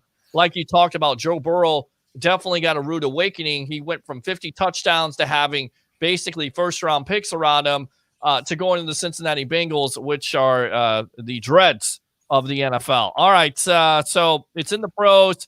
Pac-Man 504, is it just me or do I want to start Ross Cockrell over SMB? I mean, Deshaun, how do you feel about Ross Cockrell and how he's played SMB and the possibility of not having Carlton Davis, that's certainly a possibility because once again, he was limited in practice, and most likely when you're limited in practice, you're not going to play on Sunday. Well, see now, to me, Pete, I think Carlton Davis is a game time decision, Yeah. and I think he's a game time decision because when you now know that these three other players are out, it's definitely going to be more of a push, in my opinion, to get him out there at least. And that's if it's a seeing where they're at with his injury. But I think that if he was okay to play and it's very slight, I think he'll be out there at least once again for the first half. But I would say, as far as the players of Russ Cockrell, he's played very well. He's a veteran. He's come out and done exactly what he's been asked to do, and I think he's played great on that. Not phenomenal in any means. His stats have never been, phenomenal, but he's a pro and he knows how to come out and play exactly and do exactly what he's told and play the position. With SMB, I think the deal with Sean Murphy-Bunting is that he's been moved outside, inside, and a lot of people, kind of just take it just as it is. Every corner doesn't play inside. Every corner doesn't play outside. There's a lot of things and schemes that you have to work around when you're doing that. Then he got an injury, and I think he was never 100% from that injury, but because he's playing that interior nickel corner and covering that slot guy at most times, he was up and kind of just battling through that injury. And it was Todd Bowles that had said, hey, we know he's not 100%, but he's getting through it. And he's kind of been under that I'm not 100% moniker for a while. Yes, it got blown up when he gets beat for the big two plays. But I mean, aside from that, he's been fairly well. And I think he bounces back pretty well also. So this week, I expect to see Sean Murphy-Bunting probably bouncing back a little bit better and maybe, being a little bit healthier as well. Yeah, and the advantage is here, Tampa Bay, Ray Kennedy. No Julio Jones, of course. You have to deal with Calvin Ridley, who went over 100 receiving yards. But could you see them taking that chance to go with a Carlton Davis with the groin injury? Or do you think the Bucs make the smart decision by saving him for the playoffs and playing a Ross Cockrell and a SMB and, of course, a Jamel Dean? Oh, wait. Now, if the injury is such, again, like Deshaun says, game time decision, if the injury is such that they feel he can get out there and get some reps, and again, we're going to go ahead and use it because a lot of teams, and again, it's been 13 years, we haven't been able to use these terms going into the playoffs, but a lot of teams want a player that's coming back from an injury to shake some of that rust off in week 17. But again, whatever the factor is, if he does get out there, it is literally just to shake a little bit of the rust off. And if they don't, it's just them being a little bit extra, them being a little safe and wanting him full speed for the playoffs. Harry the Greek. He's playing. Bottom line. Yeah, he's playing. Trust me, he wants to get on the field quicker than what his coaches have wanted to get him on the field. He's not going to play the whole game. He's going to have to go chase Ridley around a little bit, and trust me, it'll be a good thing for him because he's got to loosen that groin up a little bit. Groins are really hard to get over. They're not going to play him that much, but he's got to get battle tested a little bit more. All right, and going back to this comment here, and I'll read the rest. Whoa, Peter, I was responding to Donald about D. Smith and next year. I'm ready for the playoffs. I get it, but everything is on the table here, Christopher Cole. If you want to talk about next year, if you want to talk about 2 years from now, I'll try my best to look into my crystal ball. 727-255-0391. It's 727-255-0391. It's the Sports Web live here on Bucs Report, powered by 320solar.com. I'm your host, Peter Blake, along with our professional handicapper, Mr. Harry the Greek. 88% going up by a minute, by an hour with those picks. Of course, you got Tampa Bay, Ray Kennedy, best of the Bay, couple Ray. What are you saying? Of course, Deshaun Tisdale, which I guess you're becoming the co-host of Sports Talk 49 with Mr. Blake Anthony, right? Yeah, I'm always on with Blake, and I think we're going to be coming on. My show will be starting, I believe it'll be starting this Thursday, Deshaun's 411, right here on the Sports Web. Oh, right here on Bucs Report, I think. Well, if he's on, if you be on Thursday, I wouldn't be here, so I think it's on Bucs Report. Oh, so. Bucs Report. Oh, sorry. Sounds good. That's all right. That's okay. It's easy to confuse it. All right, let's read these comments here from these guys. Christopher says, once again, Minter is a solid player. Vea at left tackle. Jerry, I don't think that's going to happen simply because Vet left tackle. Excuse me. I am a little bit tired, obviously. So a Vet tackle. That would have been interesting. Vea at left tackle. Oh, here. Well, what would he do? Just sit down in a 2-point stance and then just wait for the guy like a sumo wrestler? Well, I tell you right now, Mr. Jumbo Package over here, Mr. Tampa Bay Ray Kennedy wanted to play this guy on the goal line, and I can't fault you because Vea is so athletic. He could probably play the left tackle spot. Look, I think he can. I think he can. I think you line him up as a fullback. Oh, yeah, for sure. That's it. Just give him the ball, and I guarantee you, you need that yard. I promise you. He was a running back in high school. Remember, he was a running back in high school. Yeah. And let me ask you guys this. We talk about the Buccaneers who, again, just to work it back to the narrative, because we haven't mentioned this once tonight, the Buccaneers who may or may not have been chided or cited by the Pro Bowl balloting. Again, what is Pro Bowl in the 2020 season other than just a glorious award? There's no actual game. But you talk about a Buccaneers player who was on course to make a Pro Bowl bid this year. Vita Vea, before the injury, he probably would have been your next shoe-in for that second Pro Bowl pick in 2020. Yeah, no, I agree with you on that. And, the kind of impact he has, not only the defensive tackle spot, but just getting the penetration and opening it up for those guys on the outside. You can't put a price on it. He is so important to this defensive line, and a lot of people get it. So a veteran left tackle out there, could you see the Bucs doing that with if they go a different direction, going with a vet left tackle here, guys? Hey, just looking at where we're at as far as our current cap space and players that we have to sign, I can't imagine us going with a veteran left tackle. So I think we only go two ways. We either re-sign Donovan Smith with some sort of negotiation to where he's at from a number perspective, or we go that we're going to draft, in some type of draft/move Tristan Wirfs over, or just draft, a left tackle. And that's because a veteran left tackle is going to command a certain amount of money that in cap room, we have a lot of people that need to be re-signed. And the one way that you can change the locker room's dynamic is when you have players that are not happy financially, you can't get them to buy in the same way. A lot of locker rooms face that. But as we built this year's team with a lot of one-year prove-it deals and a lot of people, things like that people are not signed, they may get franchised next year, things of that nature. You got a lot of people to pay come the end of the year. So I don't see us being able to pay a veteran left tackle as well. Yeah, that's going to be tough. That's going to be a tough decision. So I would see them drafting more than anything else. So good question, Jerry. Jerry says we need to draft an outside linebacker. We agree with that. Again, I think it depends on what happens in free agency. If you lose a Levante David or you lose a Shaq Barrett or something like that, then you may need to go and draft that position. Re-sign Godwin. I've been getting into some, conversations with some people, and they said this shouldn't really be an issue because he's been highly productive, but you rarely see it around the NFL with two high-priced wide receivers. Tampa Bay Ray Kennedy mentioned this last year, and that's probably the reason why you have a Tyler Johnson on this team, and you also have an Antonio Brown who could be brought back under a salary because he wants to play for Tom Brady. So, Deshaun, do you see the Bucs going in a different direction? According to Sputteratic, he's worth $17 million. So can you resign a Chris Godwin and keep him Mike Evans together? Or should we expect a team like the New York Jets just in the season to overpay for a guy like Godwin who clearly wants to be possibly a number one wide receiver and at the same time get paid, and a team like the Jets can do that?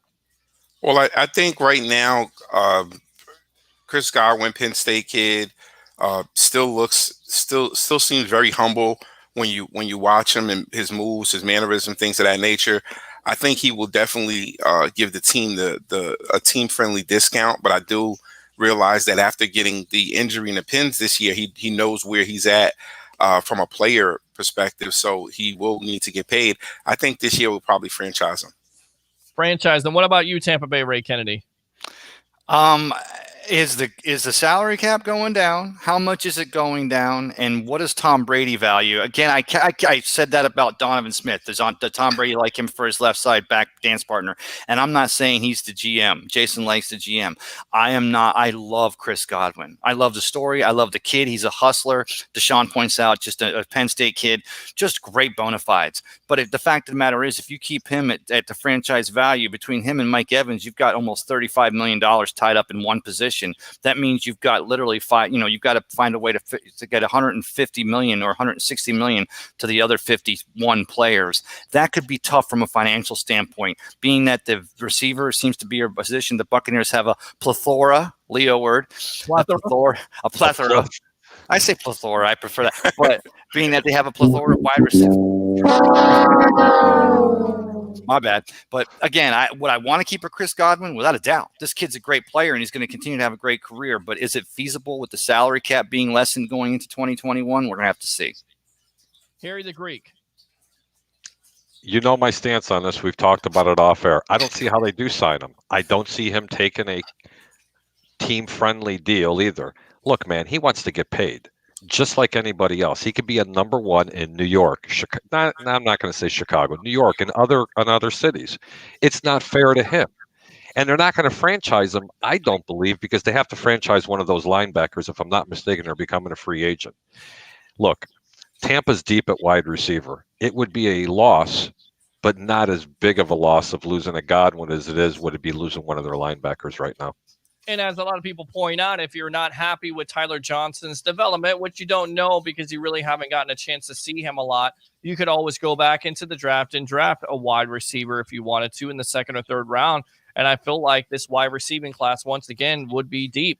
Let's see here. So Sean says, I'm worried about all of our guys out this week. We need this win. I agree with you. Jerry says, don't really need it, but damn sure don't want to take the L. Pac-Man 504, I want to see how the defense does against Matt Ryan. In my opinion, I feel like he's going to have a big day in the passing game against us. And he definitely didn't have a problem against that Bucs defense in the first half. He had over 300 passing yards, had some yards in the second half, but once again, that Bucs defense shut it down. So are we thinking that the Bucs defense learned from it and even missing these guys that they can get after a Matt Ryan so he doesn't have a 300-yard passing game? I'll tell you right now, I don't see that happening in this game. Not this game around, okay? I watched that tape not once but twice from that last Atlanta game. There were a lot of breakdown in coverages on that game. Trust me, Tampa, if they want to make it far into this deep into this playoffs run, they're going to have to play their defense, especially in the first half, and completely shut them down. You're going to see a lot of zone coverage. Nothing's going to change, okay, because they're going to respect the passing game. But I promise you, they are going to frustrate Matt Ryan, and you're not going to see them going off for all the points that they did in that last game, and especially with the yardage. But I wouldn't be too worried about it, honestly. They are going to get it right defensively against this team. They are a much better football team, and I promise you it will not be the same result that you see in last time. You're my professional handicapper. Give me a percentage that Matt Ryan doesn't have a good game. Matt Ryan won't throw for 300 in this game. I'm going to say he probably passes for like 2.25 in this game. I like it. There you go, Harry the Greek, our professional handicapper. Let's go out to Mr. Tampa Bay, Ray Kennedy. What do you say? I say that working it back to the whole thing about we're talking about starters versus backups and who's going to get playing time and stuff like that. I asked the question, what would be more important for the Buccaneers? Of course, securing that fifth seed against an NFC team, which we don't yet know who it's going to be, right? The Washington football team, the Dallas Cowboys, or the New York Giants, all three still in flux. And again, if you drop to the sixth seed, you could be playing against the Seahawks, the Saints, or even the Packers, depending on how those shake out. There's so much going on this week. Actually, the last week of the season where we thought, if the Bucs had that fifth seed locked up, it's, pretty much the NFC East. It's actually still a division still in flux. So it's a lot to look out for. But I would pose that getting, these coaches, and they've been with this team, even in a shortened COVID offseason with no preseason games and minimal workouts, they've been with this team since April. So they're going to know. I would pose that a game where the Bucs can send in their second and third stringers here here and there and pinpoint people perfectly, wanting to win the game, but realizing at the end of the day, just get some rust knocked off, get some building their confidence going into the playoffs. Winning a game with the second and thirds working in there, getting Tom on the bench quick, getting Blaine Gabbert in there, getting Tyler Vaughn, getting Tyler Johnson, getting Keyshawn Vaughn in, working people out. Kevin Minter having a good game because we decide we're going to. I think these things will end up in the long run being a good thing for a team that looks to have a good run in the playoffs. Deshaun. Hey, I'm thinking that in this game, I think that defense is going to be a different. I think I'm a little bit with Harry. I think the defense is going to play it better because this is a known opponent. You know, we spoke about this where Matt likes to go with the ball, how they like to do these deep end cuts, and literally we got to the game and exactly the breakdown on the tape. Like the tape showed you exactly who they are, the routes they ran them. We just didn't cover those routes well. Now, if you say, well, okay, SMB got beat, times. There were other breakdowns that happened as well that caused those things to happen. So do I think this game is going to be different? My concern is how do we manifest that pressure? So the idea is great, but everyone has an idea until you get punched in the face. So, that's all good to have the idea and the scheme, but the players have to execute that. And that's our thing. I think regardless of how it goes, the end of the first half is the end of the starters playing. They're going to go to the bench because the team realizes this. Whether we want to win this game or not, we don't want to go into a slugfest all the way fourth quarter with a team that has nothing to play for because they're playing their lights out right now against us. And we could potentially get an injury that's going to last into the playoffs and winds up, affecting us in the playoffs. So that's where I think we're going to continue to watch coaches. And this is one more thing. Todd Bowles may not call this game or may not be on the sideline for this game due to COVID, and a backup may have to call that. Normally when backups step in, they tend to blitz or they tend to sit in zone, one or the other. They tend to overcompensate for what they're not used to doing. Yeah, I mean, Bruce Arians had some comments today about it. He says, we totally anticipate him being back hopefully tomorrow. If not Sunday for sure, we think so. If not, then defensive line coach Casey Rogers would call it. He's done it before, so he's more than ready. So no concerns here, Deshaun, in your opinion, about Todd Bowles not calling this game, instead Rogers? Listen, Todd Bowles is the person that I'm worried about someone plucking him off of our coaching staff. I'm not worried about them plucking our D-line coach off of our coaching staff. He's coaching Stallions right now. But I am worried about somebody saying, hey, look at Todd Bowles over there in Tampa. What is he doing with that defense? It looks great. Let's get him over here. So, yes, I would love to have Todd Bowles call this game. If BA feels like he's going to be there and he talked really well today about it, as you said, then, hey, Todd Bowles is the one who I'm going to just say, hey, he's calling this game. All right, let's go ahead and get Tampa Bay Ray Kennedy out here. Of course, you've got Cup of Ray. Go ahead and promote yourself, my friend. Brother, Harry the Greek and myself, first of all, again, Happy New Year to you, Brother Pete. Appreciate you so much. Everyone out there, all of our Bucs Report followers. Deshaun, it was great being on here with you tonight. Harry the Greek, thank you for that huge prime rib you gave me tonight. I'm still full from that.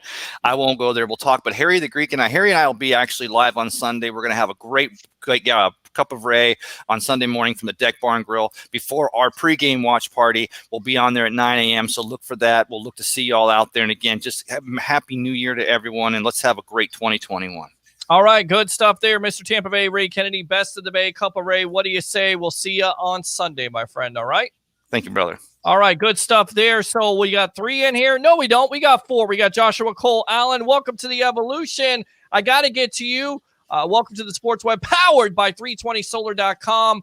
What is your reaction to the news today of 3 missing defensive starters versus the Atlanta Falcons and a possibility of Devin White missing the first playoff game? Welcome, buddy. How you doing, guys? I was shocked at first, not too shocked, because as we had our private discussions prior, Devin White was out shopping, and we talked about the reckless behavior going all the way back to the trail ride get live thing that he did in the offseason. He posted on Twitter that he's been doing the same routine and that, he feels fine. But I'm glad that it's now in the last game of the season, losing a guy like McClendon and certainly Shaq Barrett. Devin White doesn't need any mention because those are some huge holes to fill. But it seems like with the time that they tested positive or he tested positive for COVID, he might be able to come back next week. So I think we have the players to plug in there. I know you've been rooting for your boy on the outside there since the beginning of the season. So you'll be able to get an extended look at him. They signed Jack Cicci off the Patriots practice squad. Very familiar with his defense. He can step in along with Kevin Minter and play some snaps. I'm just thankful Levante David, who is in close proximity with Devin White, every day, did not, get close contact or test positive from it. So it's definitely going to be a loss. I think they've got the enough depth to step up and fill those holes for one game. But definitely shocked, surprised. Because I was just talking, as the news keeps pouring in of players who are testing positive all around the league, I was just saying to myself, like, wow, the Bucs have been so disciplined. And then, boom, two of your biggest stars on defense are hit with it. And I was shocked and surprised, but I think they'll overcome. Yeah, and I think that's the difficult thing here, guys, is when somebody does get COVID, you hope that it doesn't affect the whole room. We've seen that early on. Of course, it was running backs for the Bucs are not starting, but you kind of worry about that. You worry about that with the quarterback room. If somebody in that quarterback room gets it, then Tom Brady's got it. So going forward here, do you feel like Joshua Cole Allen, that a Kevin Minter can fill in for Devin White, and Anthony Nelson on the outside can fill in for Shaq Barrett or a Chappelle Russell? How do you feel about this depth by the Bucs, or even a Khalil Davis for Steve McClendon? I'm fine with it. Khalil Davis, not sure. We got to, he has only played in one game, so it's good to see him get some snaps. He's a different player than Steve McClendon. Steve McClendon's a big body, take up blockers. Davis is more of your speed, quick twitch guy, so it's a different skill set altogether. I think Nunez Roaches is probably going to fill in for McClendon and eat a majority of those snaps, but you might see different looks. You might see two down linemen with an extra cornerback back there if you want to get SMB on, or another safety, another big-bodied safety like a Mike Edwards down there or something like that. They'll be able to play around with it and get matchups. I mean, this is Atlanta Falcons, so I'm not too worried. Obviously, a lot hangs in the balance this week. You want that 5 seed. You want that 11th win. You want to go up against that NFC least to get the momentum building, because you got to play a wild card game no matter what. So might as well play one that you're most likely going to be favored to win, to get the momentum building in the playoffs, especially for guys who have never been there. You're like, okay, this is what a playoff win feels like. I want another one. But it's going to be interesting to see how they schematically fill those positions, because like I said, no one's going to replace Steve McClendon in his body size the same way no one filled in, could fill in for Vita Vea. So they're going to be doing some rotations. I know Deshaun mentioned Benning Potoa'e. He might be able to get called up, see what he does. He's one of those more of a big-bodied guy, as he said. Played with Vita Vea up in Seattle. So Washington. Let's go out to the phone lines. Welcome to the Evolution. You're on with yours truly, along with Deshaun Tisdale, co-host of Sports Talk 49 News Show here on Bucs Report. What is it, the 411? And, of course, Joshua Cole Allen. What's your name? Where are you calling from? My name is Michael Johnson. I'm calling from New Orleans, Louisiana. Okay, great, man. Welcome to the Evolution. What do you think about the Tampa Bay Buccaneers and missing 3 defensive starters versus the Falcons? What do you think of the Bucs overall going for the playoffs here? When I found out that was Devin White, Steve McClendon, and Shaq Barrett is going to be out, I thought about it. I said, against Atlanta, and then it's possibly that Devin White is going to be out against, depends on who we play off in the playoffs for the in the NFC East too. Mm-hmm. It's going to be tough. So I'm not really sure how it's going to work. Like, I wanted them to play against Atlanta because Matt Ryan, last time we played Matt Ryan, he killed the defense basically. Like, sure. Absolutely. I'm not sure if they're going to win this game. Like, as people said, take them out in the first half. I think they should play the whole 4 quarters. I don't think we're going to blow out Atlanta like we did Detroit, if you think about it. Because Detroit, the reason we blew them out because they were dealing with so many different coaches, and et cetera, et cetera. Not a good Then team. Matt This Stafford got hurt. Right. Not a good team. You lose Matt Stafford. You're exactly right. And I still think the Atlanta Falcons are going to try to play spoiler. And not only that, Raheem Morris is going to get this team to play as hard as they can because he was interviewing for a coaching job today. So everybody thinking they're going to lay down. But in the perfect scenario here, Michael, you would hope that the Bucs could blow this team out in the first half, much like they did the Lions, so they could rest their starters. But didn't you just saw what they did against Kansas City? Right. So you expect Kansas City to blow them out too, Right, right? right, exactly. No, I agree with you on that. So, Peter, Kansas City doesn't know Atlanta, and Atlanta doesn't know Kansas City. So that's not a real fair statement to even make that. Do I think Atlanta is as bad as the record is indicating? No, especially not offensively. But let me give you one case in point here. The line opened up Tampa -5, and that was with the injury with Ronald Jones and the uncertainty on whether or not Carlton Davis and Ronald Jones were going to play. And they had no idea about the COVID. There's a reason why I'm saying this. The line is now 6, going to 6.5, and we have no linebackers, the uncertainty of Ronald Jones, and no Carlton Davis. So when you have Vegas moving the line even up further to even be bigger favorites with the injuries, and the general public's betting it that way, trust me, they're not stupid. They see something in there. But when you say something about Kansas City, it's not even in the same zip code of Tampa. They're not familiar with those opponents. yeah, and I think that's definitely an advantage. To that point, though, Atlanta's also familiar with Tampa, and they know what Tampa's going to do. But you look at the way this offense is playing, you look at the way that Tom Brady right now is hot, not even throwing an interception in the month of December, 36 touchdowns. I mean, is it out of the realm of possibility to not only get Evans that 40 yards, but also have a day where he goes off for over 100 yards receiving, or a Chris Godwin or an Antonio Brown? Because at the end of the day, the Falcons defense is god awful. They're as bad as probably the Lions, maybe even worse. I got to say, Antonio Brown, in my opinion, is going to go off in this game. They're going to feed him the ball a lot today. I'm sorry, on Sunday.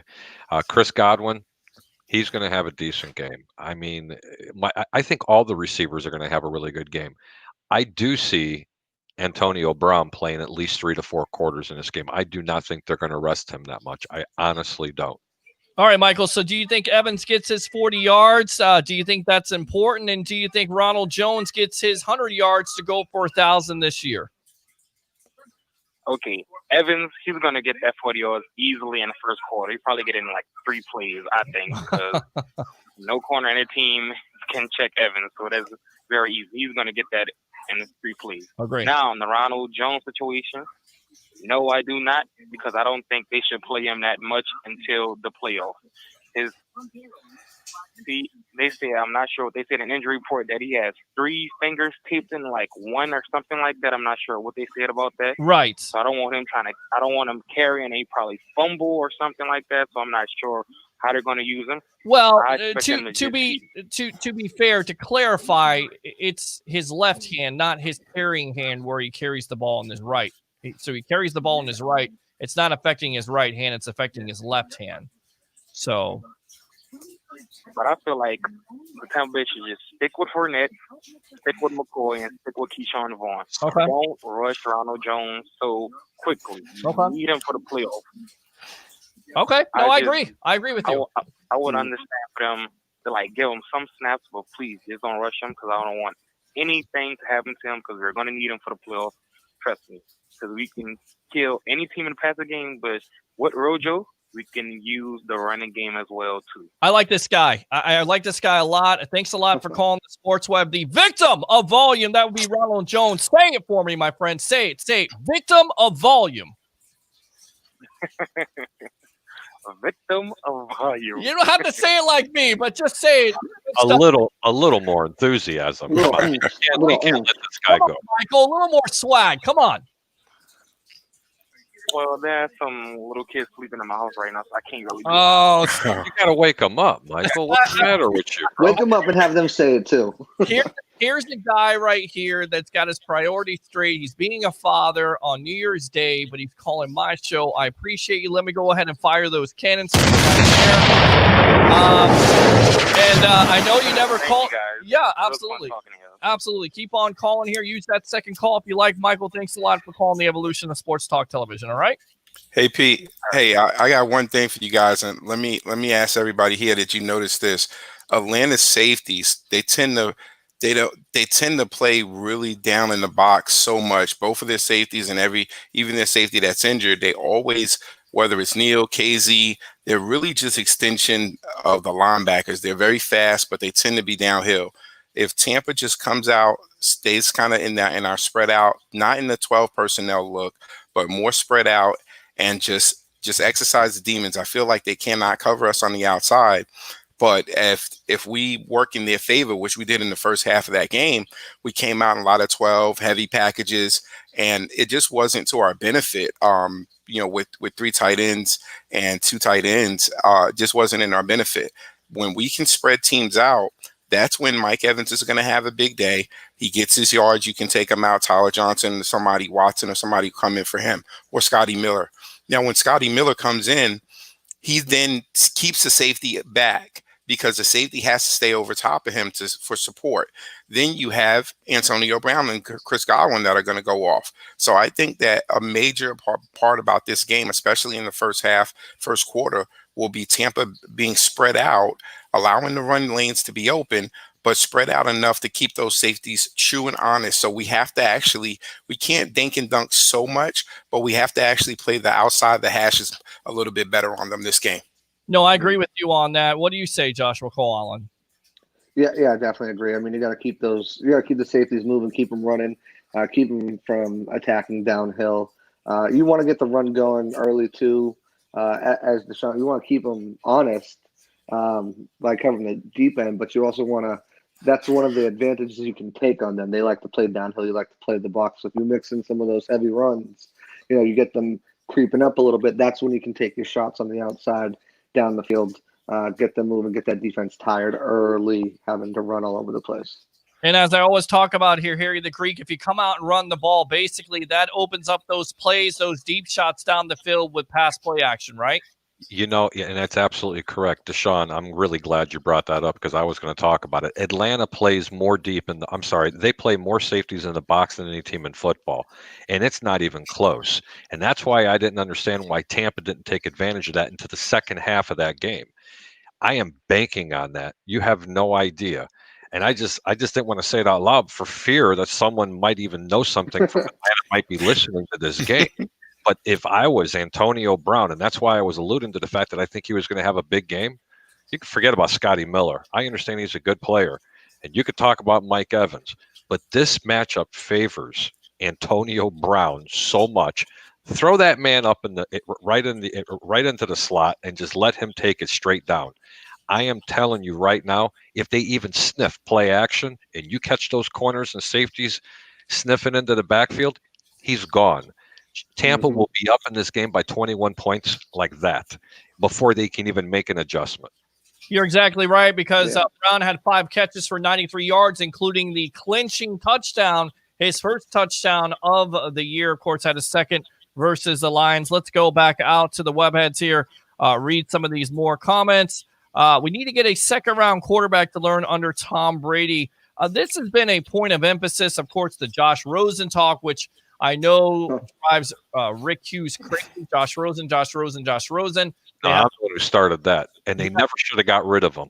Well, they ever should have got rid of him. Well, they have Drew Stanton now on the practice squad. He's familiar with Coach Arians. Deshaun, could you see them? Guys, just think about this. Could you see the Bucs going into the draft next year and drafting a quarterback, the heir apparent, or do you think it's not really a big-time thing to worry about right now? Well, I don't think that this Buccaneers team goes into the draft and drafts a quarterback, and here's why. Because this GM, this head coach, and this quarterback are all in lockstep right now.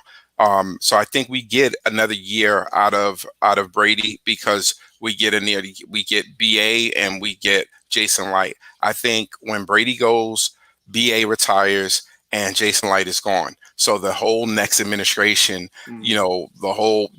from top down is going to come in. They're going to pick their guy. Anyone sitting on roster at that point can just be gone. I mean, I would hate to see a Greg Schiano with Freeman that just won 10 wins or a season ago get kind of just routed out because you're not my guy. And, I want to get Glennon, which is my guy that I was trying to recruit, in previously, and I got him, and that we know what happened with Glennon. But that's what happens when you draft a quarterback to sit behind someone else, and then that whole coach and head coach and GM leave. Now this kid is, you're not my guy, so now I'm trying to put a square into a round hole, and it's just not going to work. So I think the best thing for Tampa to draft is not any quarterback. We need to go on the line offensively, defensively in the first round. And that's going to be the win for us, because it doesn't hurt us whatever you do for the most part. Yeah, I mean, I agree with you on that. Offensive line, defensive line, especially defensive tackle with Sue possibly moving on, right, Joshua Colin? Yeah, and you guys were talking about earlier, alluding that there's so many contracts and players that need to be re-signed this year. There's going to be some of the guys are going to leave, as you just mentioned, Sue. And not only that, one thing people are forgetting about too is Ronald Jones is heading into the last year of his contract. Jamel Dean into the last year of his contract. Carlton Davis has already outplayed his contract. OJ Howard's going to need a new contract if you want to keep him. That's just on top of all the players you need to resign with the cap space and everything like that. You got to kind of take a page out of the Saints book and draft those trenches, offensive, defensive line, and then maybe you start to look at cornerbacks or skill positions in that third, fourth, fifth round area. But quarterback, I think you can wait. Deshaun hit the nail on the head there. You can't draft a quarterback now, then have a new regime come in, not be their guy, and now it's just a wasted pick. Brady's going to be here for at least one more year. Who knows, maybe longer than that if he keeps playing the way he's playing. But yeah, you hold off on a quarterback. I know everyone wants to set up for the future, but the future is now. Enjoy it. You're in the playoffs for the first time in 13 years. Hopefully you'll be back there next year. Worry about the future of the quarterback position when it gets there. Harry the Greek, my professional handicapper, over under the Bucs draft a quarterback with a premium pick in next year's draft. I don't have a line on that one, especially after listening to what Deshaun said. It actually makes a lot of sense. But I don't see why Bruce Arians would retire after next year if Brady was to leave. You know what? I'm going to give you an odds on it. If they draft a quarterback, I don't believe Bruce Arians is going to leave. But if they don't, then I do agree with Deshaun 100%. So I'm going to probably say 50-50. And I'll say this, if Tom Brady is still here, Bruce Arians is most likely here. If Bruce Arians decides to retire after a Super Bowl win, and again, I've been the guy that said Super Bowl or bust from the very get-go, then there's certainly a possibility with, Coach Arians maybe moving on, Tom Brady possibly retiring into the sunset. But if Tom Brady's still playing at a high level, I can't see him retiring. I can't see Bruce retiring. And if you're drafting a young quarterback, I think it's maybe not this year, but the next year after, because that's when Brady's contract is up. First and foremost, I know how Harry feels about the Super Bowl or bust comments to Good Morning Football, but Deshaun, how did you feel about the Super Bowl or bust comments from Bruce Arians? Were you surprised by them? No, I wasn't surprised by it, because I definitely, there's times, I'm sure you guys know it and you see it too. There's times that just from playing, coaching, I know that there's certain comments that I get out of coaches and the position and where they're at, that it's coach speak.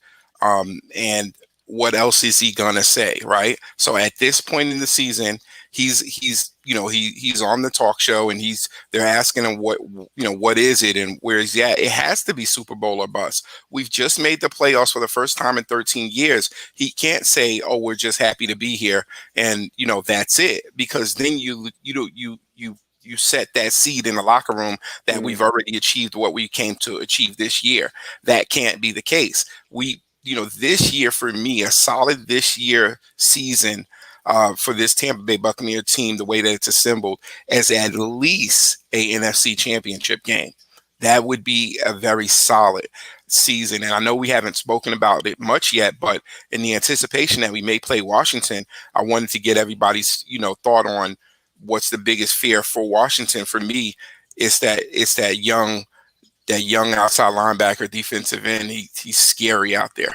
Yeah, I mean, that'd be Chase Young, and I think that's everybody's concern with him being the second overall pick, the way he's played this year in the matchup possibly versus a Donovan Smith or even a Tristan Wirfs, although I think Wirfs would be a better matchup because of how he's handled savvy veterans like an Aaron Donald, of course, a Khalil Mack, and other players like that. And Robert, he lines up on the right side. Remember, so he's going to be Donovan Smith. He's lining up right where the chink of our armor is. Right, but I think they're probably try to switch sides too sometime to get him just to change it around, because I look at Aaron Donald. Aaron Donald is supposed to be on this side, and they move him around this side because they have a rookie. But you're exactly right. That would be the matchup that you're looking at. And then on top of it, you have Montez Sweat. That defense is really good. So that would be my biggest concern. Harry, you talked about it. Your concern is the defense because offensively, they're just not very good. You're referring to Washington, if I'm not mistaken. Yes. Well, I'm the one who got on that bandwagon about 5 weeks ago, and I seen something in this team. And as long as Alex Smith could stay healthy and be a good game manager and have a decent running game and a marginal passing game, that defense will keep that team against any team in the National Football League, with the exception of what happened last week. I'm telling you now, that is not the team that the Buccaneers want to face in the first round of the playoffs. They would much rather go to Dallas or the New York Giants, even though the Giants gave them fits. Trust me, that wouldn't be a repeat of what happened the last time they went to New York. But this Washington's team, especially defensively, and is unmobile. Is that even a word? Tom Brady is. You do not want to be under center when those starting 4 and 5 are coming after you, because that Washington team defensively is the best defensive line in all of football, bar none. That middle linebacker, Jonathan Bostic from the University of Florida, he has gotten better year after year after year, and he is a projectile missile coming all over the place. There will be nothing cute going against the Washington football team. You're exactly right. And Joshua Cole Allen, here he brings up a great point, because Brady and his struggles versus pressure this year, it hasn't necessarily been pretty. Is that your biggest concern facing a Washington football team that has that defensive threat? Of course it is, and it mainly comes on that left side of the line. I mean, if you look at what Tristan Wirfs has done, over 1,000 snaps, 1 sack allowed, 7 hits and 21 pressures. The guy's been a stonewall on that right side of the line. And even in the interior, since Ali Marpet's been back, almost 800 snaps, no sacks allowed, 7 hits, 10 pressures. He's been another one of the guys who I thought was on his way to an all-pro season if he could have stayed healthy and didn't miss those games with a concussion. Those two guys, having them back along with Ryan Jensen's mean streak, hopefully, and the way Alex Kappa has played, they can hold up the interior. And I think that Tristan Wirfs can do a good job on the right side. It all comes down to Donovan Smith. And are we getting which game are we getting of Donovan Smith? Are we getting the turnstile? Are we getting the lazy blocks? Are we getting him motivated? You think it's the playoffs, their first time there. You think he would be motivated. But, as you guys talk, he's playing for a contract. He doesn't have any guaranteed money. He's playing to keep his money that he's due to earn next year and a spot on the roster. So you have to hope that he'd hold up. But that defense is definitely something. That defensive line is definitely something to be wary about. Yeah, you could definitely see Rob Gronkowski maybe helping out a Donovan Smith on that side. Let's go back out to the webheads, and then we'll get you guys out of here for the night. Thanks a lot for your time once again here on the Sports Web, powered by 320solar.com. He would be good under Tom. Buck Squad podcast with the fist. Appreciate you for sure, says Jerry. Donald says, what do you guys think about Dwayne Haskins? What do you guys think about Dwayne Haskins? And well, I already got your thoughts here, but why a hard pass, Joshua Cole Allen? It's just the immaturity that he's shown since he's been in the league. And like I said, we talked about this the other day. He was dealt a raw deal. He came in to a team, a coaching staff that didn't want him. The owner banged his hands on the table for him. And then Ron Rivera comes in, and he doesn't want him either. He trades Carolina to bring his own guy in, and they have Alex Smith. Now Alex Smith is healthy, comeback player of the year. And then just his immaturity and his lack of progression. I don't see that changing under a guy like Bruce Arians. Deshaun, how do you feel about Dwayne Haskins, and why didn't it work out with the Washington football team, in your opinion? This is the same thing that I'm talking about. If we go out and we draft if we were to draft, some quarterback in the first round at the end of the season, and then we get a new regime that comes in here, these quarterbacks have to be tied. So you get situations where, Jerry Jones wanted to get Johnny Manziel. Someone, I think they said his son had to tap him and say, "Hey, cool it, buddy. Don't pull the trigger on this guy." But sometimes owners have that. Oh, I want this guy. They're enamored. They're a fan at that point. They're not in their owner mindset. They're in a fan mindset. But when you don't have the coaches that want this particular player, he's not who they pick. He's not, who tickles their fancy, if you will, then you're going to have situations where now this young man doesn't have the growth. He's not getting the tutelage. He's there at practice, but he's not getting, everything kind of bolstered to him. And there's a psyche there. You're bringing these young men in from college. Are they immature? I'm sure they are. They hang around with their friends. They play video games. They go to class as minimal as possible. They're always getting assisted and helped. And now they get to the big time, and they have money. They can do what they want. They have no reason to kind of really mature themselves if they don't have a good standing around them. And now quarterback is that position where if you're doing great, you're great. But when you're not, you may not be able to deal with that. And it doesn't look like he's had that maturity. I mean, listen, we talk about this. This is a quarterback that came in and they've been picking other people over him since he's been here. So, if that doesn't help with your maturity, we had Jameis Winston here and he didn't have maturity and he's been a starter. So I could see where maturity is a big deal with him. And I don't think it's going to just magically appear over one season. I think that's why it didn't work out for them overall. And I don't know where he's going to land, but I think he's, I don't know if he's a backup where he lands, but he may come in and fight for a job. Maybe that's a possibility, but he's definitely going to have to show growth. Let me go out to my professional handicapper, Mr. Harry the Greek. Over under one or two teams. How many teams, in your opinion, over under would take a shot on a Dwayne Haskins in the offseason of 2021? I'm going to probably say over. I mean, but when Dwayne Haskins was playing in college and when he's coming out, number one, I didn't have a really high grade on him. I didn't think he was worthy of a first-round draft pick, honestly. 2/3 of the general managers in football didn't have him that graded high either. And we would not be having this conversation if he wasn't drafted as high as he was. Number one, he really wouldn't be starting. He'd probably be a little bit more humble. And I'm not going to go down that rabbit hole about his character issues. And anybody that's coming out of college, you're right. They're going to be a little bit immature and they're going to do some boneheaded things. But as far as him going to another team, someone's going to give him a shot. I think it's going to be more than two teams that are going to make an offer to him, but it's not going to be handing him the football and says, "Hey, I want to build my football team around you." He's going to have to earn that back. I always thought he was a developmental quarterback in the beginning coming out of college. And I think it comes down to development. I mean, you look at the situations with the coaching and the organization as a whole, it may be good for him to get that reality check of getting cut from his first team where he starts to realize maybe I need to learn under a system. But with that being said, go to an organization where he's able to learn, he's able to develop under a veteran quarterback, and then maybe he will develop into something other than what he's been so far, which is basically a bust. All right, good question there. Let me go back out to the webheads here. No, thank you, says Jerry. Christopher Cole, it's all good. I love the show and all a Bucs report. Let me go ahead and fire those kids.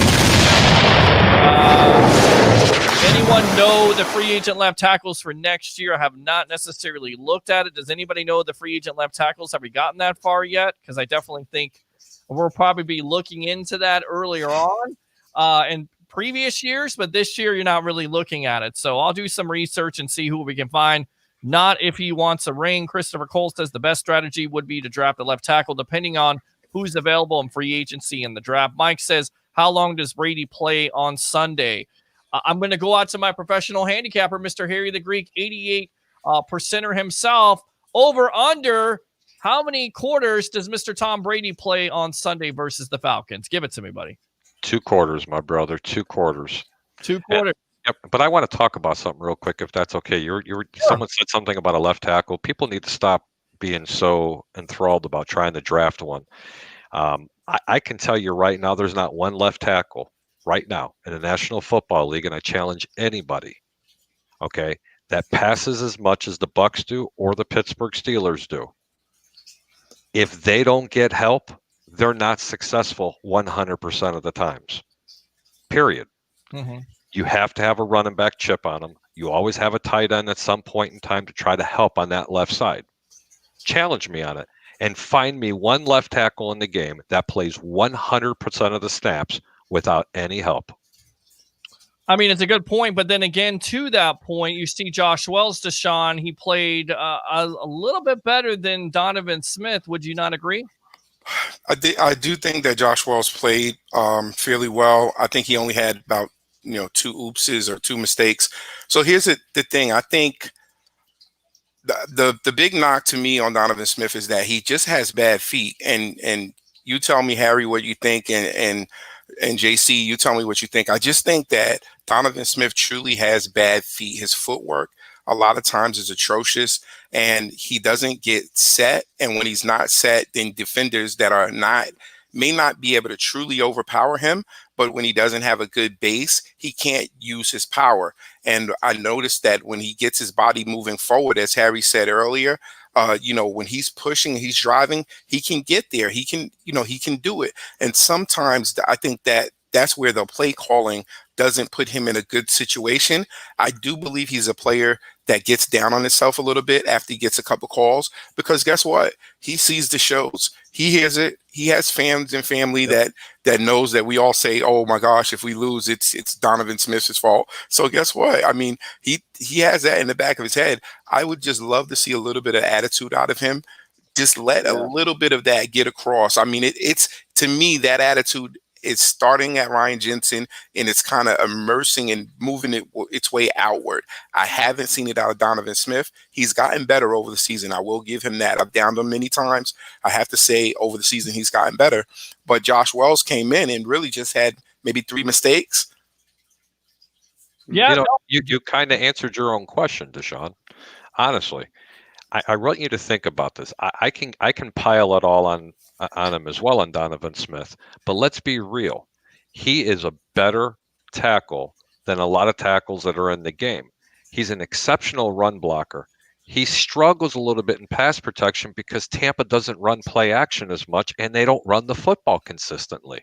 Okay, so let's blame this not only on the player, but let's rather blame it on the offensive play calling in regards to that, because they're not doing this young man any favors by not giving him help, by running a little trickery or running the football a little bit more.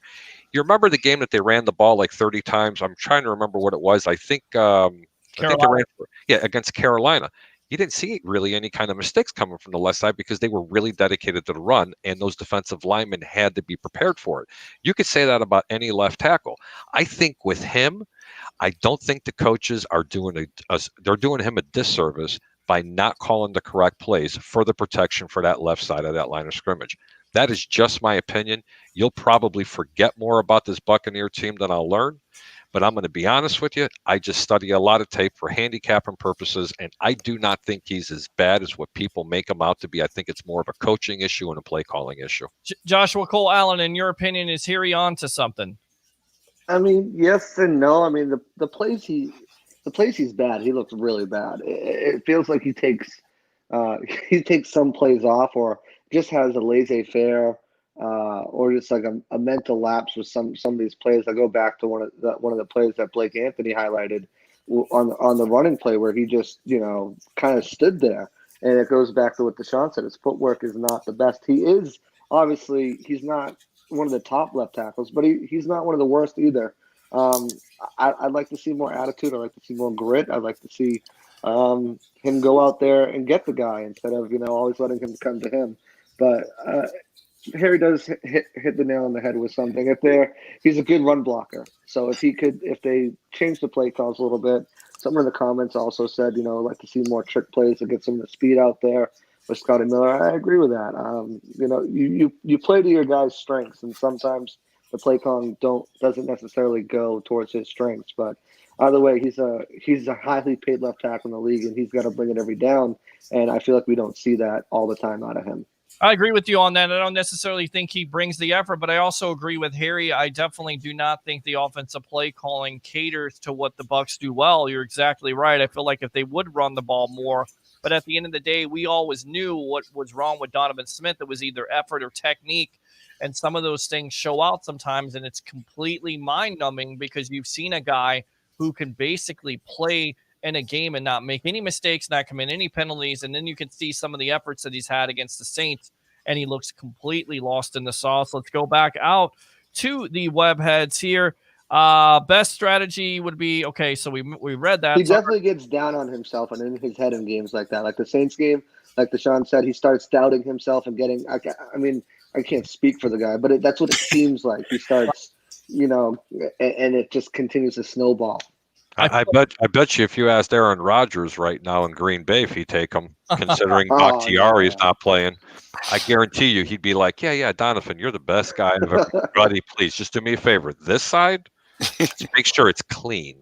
Well, I tell you right now, I kind of go back to Bruce Arians' comments in the offseason about O.J. Howard, how he didn't necessarily have the confidence and how Gronk was working with him and Tom Brady was giving him the confidence. I feel like the same needs to be said about Donovan Smith. Maybe he needs a boost. Maybe he needs not necessarily just a kick in the ass, but to be told, hey, man, you're the best left tackle in the game when you want to be. Sometimes that's really all it takes. Do you feel like BA should let Brady call the plays and run the offense? I kind of feel like it's transforming into Brady's offense. Is that how you feel? It's not necessarily BA's offense anymore. It's Tom Brady having that faith.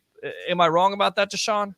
No, I think BA said it this week. He said, listen, Tom, now we had to cut it down. He couldn't get all 4 options on all of his routes that he was calling. He just didn't know it. It wasn't in his head, and I'm fully agreeing with them to the fact of, hey, when an offensive play comes in and that play is called, the quarterback needs to be able to see that play in his head, in its entirety and what's going to happen based on what he's seeing. So once he gets to the line and he does his checks and his blocking assignments for the line, he sees what coverage he's getting out of the corners. At that point, he knows what routes that the receivers are going to run. If they're limited in those routes, then that limits the offense. So I definitely feel like at this point, if he's fully understanding it, it's great that BA said that, because now we can look at Tom and say, okay, Tom, what should we expect from you? And because it's Tom Brady and it's the playoffs, we only expect greatness. Harry the Greek, is this more of Brady's offense lately? And like Deshaun says, it seems like he's kind of scaled it down for him, and that's led to success. Much like what you do with a rookie quarterback when you bring them in, you scale it down, you simplify it, and then you start to see more success. I really don't know, and I'm not one to hypothecate if that's an actual word. But if I think it was Tom Brady's offense completely, I think you see less than 5 passes downfield a game. I think you see a lot more dink and dunce, a lot of passes, quick outs into the flats, utilizing the running back a lot more, and everything going through the running game. So my answer would be no. I do not think this is Tom Brady's calling his own plays. If he was, I don't think he'd be passing the ball 40 times a game. Just my opinion. Joshua Cole Allen, we know that you've seen Brady throughout his career. What do you say about this? What do you see? Is this Brady's offense? Was it Bruce Arians' offense early, and now it's Brady's offense? What gives? I think it's just definitely still a variation of both of their offenses combined, as Harry just alluded to.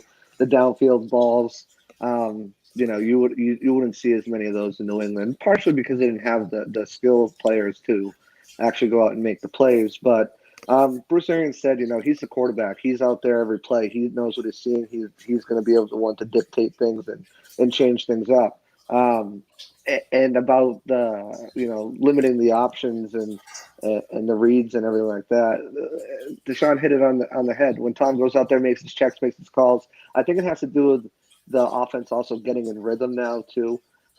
Where when you're at they don't run option routes as receivers. So when they see the thing, they're starting to see the plays develop in front of them at the same time. And that's why you're seeing a lot more success. You have Antonio Brown and Chris Godwin, 2 of the best route runners in the game. They're really starting to get in sync with Tom. I think that they need to run the ball a lot more, like Harry said. And like we've been pounding on the table for it. He's a 43-year-old quarterback. You really don't want to see him throwing 40 times a game. But that's never been part of Brady's offense either, because they've never had a great running back there. So it's still a combination of things, and you'll see it probably progress and mutate and change into the playoffs to fit the opponent and what they need that week. Well, to that point, Joshua Cole Allen, Corey Dillon called. He wanted to know what you were talking about when it came to a free running back. So that was for 2 years. Clark Hill and Corey Dillon. I loved him. Well, you said he never had a good running back. Well, I mean, that was early in his career. We're talking 2004. I mean, he hasn't had one in a while. Sony Michel. Well, Sony Michel was pretty good too. So I mean, that's as close as they're getting to a good running back recently. What's the other guy there? James White. He wasn't no.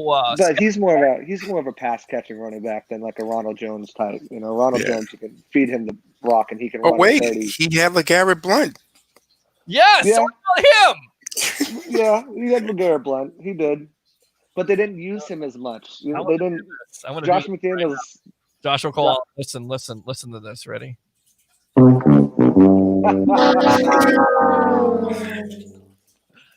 wouldn't call LeGarrette Blount a great running back. He had a great season, but a lot of those runs, I think he had 18 touchdowns, but a lot of those were from short yardage out. They were. You know, that's fair, but a lot of Bucs fans would disagree with you being the former Buck and LeGarrette Blount. They would definitely take him back in a heartbeat again. All right, let's go out to Pac-Man 504. I feel like Bucs need to do more trick plays, screen passes, and some end-arounds with Scotty to use his speed as an advantage. We talked about that, little short screens. They try to do that with Antonio Brown. Can you guys please tell me why Fournette cannot hit the holes effectively? But when Rojo, Keyshawn, and even Shady runs it, they hit it so quick. Like, I'm very disappointed at Leonard, and I think I kind of echoed that and believe that. I haven't seen that hitting the hole north and south. Fournette is a guy that's not going to dance around. He's supposed to be hitting the hole north and south. Deshaun, in your opinion, why hasn't he done that more effectively? I think one of the major things as we see Leonard Fournette, when we look at his runs, I think it's much better if you look at all 22 on his runs. He gets a lot of stack box when he comes in, especially we're in 13 personnel. You know, we got 3 tight ends. It looks like a run, so he's got 9 men in the box. So when you don't see him super explosive, he's a downhill runner. You're not going to get a, super elusiveness out of him. I would say right now, offensively, our most elusive players are going to be Antonio Brown, Rojo, and probably Keyshawn Vaughn.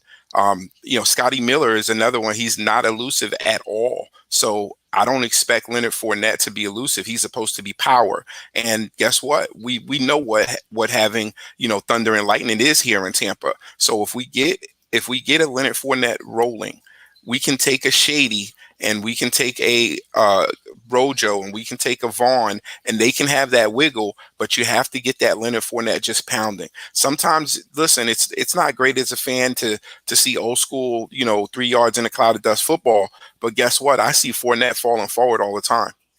Yeah, no, I think that's fair. Harry, do you agree with that he hasn't been as effective or running north and south and hitting that hole as fast or as powerful as he does? I agree with it, but it's a lack of attempts. It's all it is. It's merely all it is. Victim of volume? Yeah, it's a victim of volume. Not necessarily a victim of volume, but LeGarrette Blount is one of the type of running backs that he needs the attempts to get himself going. You're not going to be able to just throw him in there for 3, 4, 5, 6, 7 plays a game and have him get rolling and moving. You saw that game earlier in the season where he came in and had the big game, and they kept feeding him the rock, and that's when you start to warm him up, burn him up, and that's when he's going to be a real attribute to the team in that ground and pound run style. He's not going to be able to just sprinkle in there and hit the hole with authority like we would expect him to.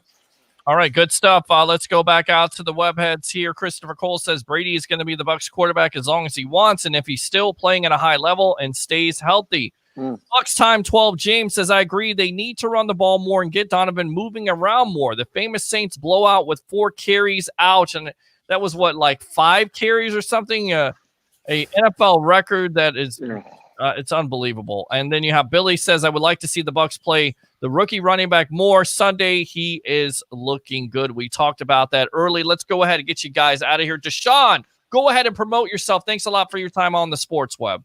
Hey, no problem. Thanks for having me. It was great with you guys today. Hey, my name is Deshaun Tisdale. Check me out right here on Bucs Report on Thursday nights at 8 p.m. There you go. Thursday night's 8 p.m. news show here. Of course, one of the co-hosts on Sports Talk 49 with Mr. Blake Anthony. Of course, we all know about that. Blake and Blake Sports. Deshaun, thanks a lot for your time. Appreciate you, all right? No problem, guys. Fire those cannons. Absolutely, we shall, because you said we would. There you go. Let's go ahead and go out to Mr. Joshua Cole Allen. Go ahead and promote yourself, buddy. What are you doing? Yeah, you guys can follow me on Twitter at Joshua_C_Allen. Been back writing some articles, so look out for those. I'll be sprinkling myself on these shows between Peter's, Rick's, Blake's, wherever. And then look for my show to start back up shortly. Just kind of getting the logistics, time, date, everything. The Audible will be back on Bucs Report soon. Thanks for having me on, and Happy New Year. Absolutely. Happy New Year, Mr. Joshua Cole Allen. Thanks a lot for your time on the Sports Web, the evolution of sports talk television, all right? Always. All right, buddy. There you go. Let me go out to my professional handicapper, Mr. Harry the Greek. Go ahead and give me your tagline out there to people who don't necessarily like to bet but want to bet. You know what? Keep your wagers low and your returns high. Always bet responsibly, because if you bet responsibly, it could be a lot of fun, and who knows, you can make a few extra shekels. I love this guy. He's my professional handicapper. We're going to continue to have him on here. Hopefully he makes me some money. Hopefully he makes you webheads some money, because it is past the holiday season. So all the money that you spent on the holidays, now you basically have to try to get some more into your bank. And maybe Harry the Greek can definitely do that for you. Recover it, right? Absolutely. We're going to do the best we possibly can. It's a tough week. But I tell you what, this weekend, I absolutely love the Vikings -6 points and under 54.5, even with Matthew Stafford playing. That's my game of the week. I love the Vikings in that game, and I absolutely agree with you. So bet the Vikings. Good stuff, my professional handicapper, Harry the Greek. Welcome to the Bucs Report family, and we'll see you on Sunday live from the Deck Bar and Grill in Isla de Sol, all right? Can't wait. Wings are on me today. Absolutely. Sounds good. I like that. See, that's why I like the guy, because he said it first. He said, wings are on me. That's what I'm talking about. That's being a part of the family. Let's go back out to the webheads. Happy New Year, says Taylor Allen. Of course, the wife of Joshua Cole Allen. Thanks a lot for tuning in, Taylor. As always, when you have an offense as good as Arians, everyone is a victim of volume. And love your all channel. Go Bucs. Woo. And I will go ahead and fire those cannons. So there you go. Again, the breaking news of the night. It happened much earlier, according to Ian Rappaport and Tom Pelissero of NFL Network. Devin White has tested positive for COVID-19. He will miss Sunday's game and possibly the first-round matchup. Whoever the Bucs play, it most likely could be the NFC East, of course, if the Bucs take care of their business. Not only Devin White, but also Shaq Barrett and Steve McClendon will miss the game on Sunday versus the Atlanta Falcons. Thanks to all of our guests, Deshaun Tisdale, Joshua Cole Allen, Tampa Bay Ray Kennedy, and my professional handicapper, Mr. Harry the Greek. And of course, all your phone calls.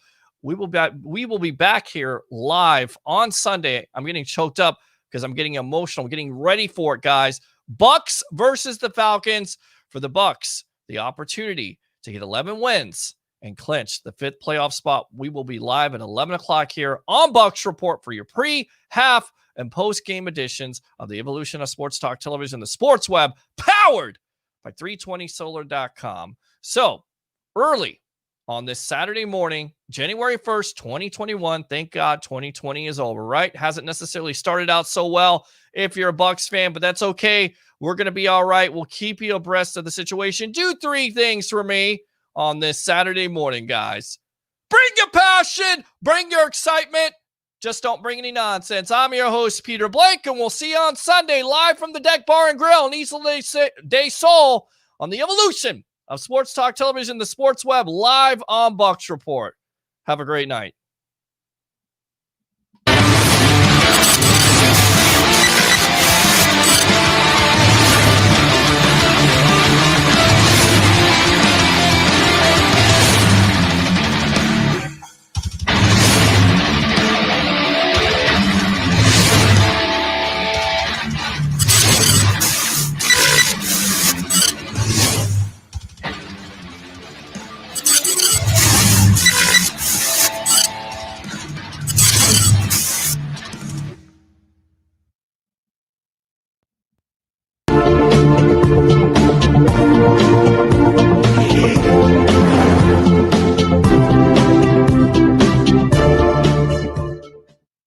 Come to Sam Ash for hundreds of exclusive holiday deals on music and sound gear from the most iconic brands. Save big on professional and starter guitars, drums, digital pianos, horns, violins, DJ, and electronic production equipment. Supercharge your home studio with deals on podcasting, streaming, and AV equipment like speakers, microphones, headphones, and acoustic treatment. Plus, with 36 months no-interest financing on thousands of items, you can get the gear of your dreams right now. From our incredible selection and service to our lowest price guarantee for over 95 years, real musicians know you only go to Sam Ash. Everybody, I hope you had a great Christmas. I'm happy to be 10-5, but we know there's a lot more ahead. So we got one more regular season game to go. Enjoy your Sunday of football. We'll see you next week. Let's go. In my white tee, yeah, call the bite Williams for the hype.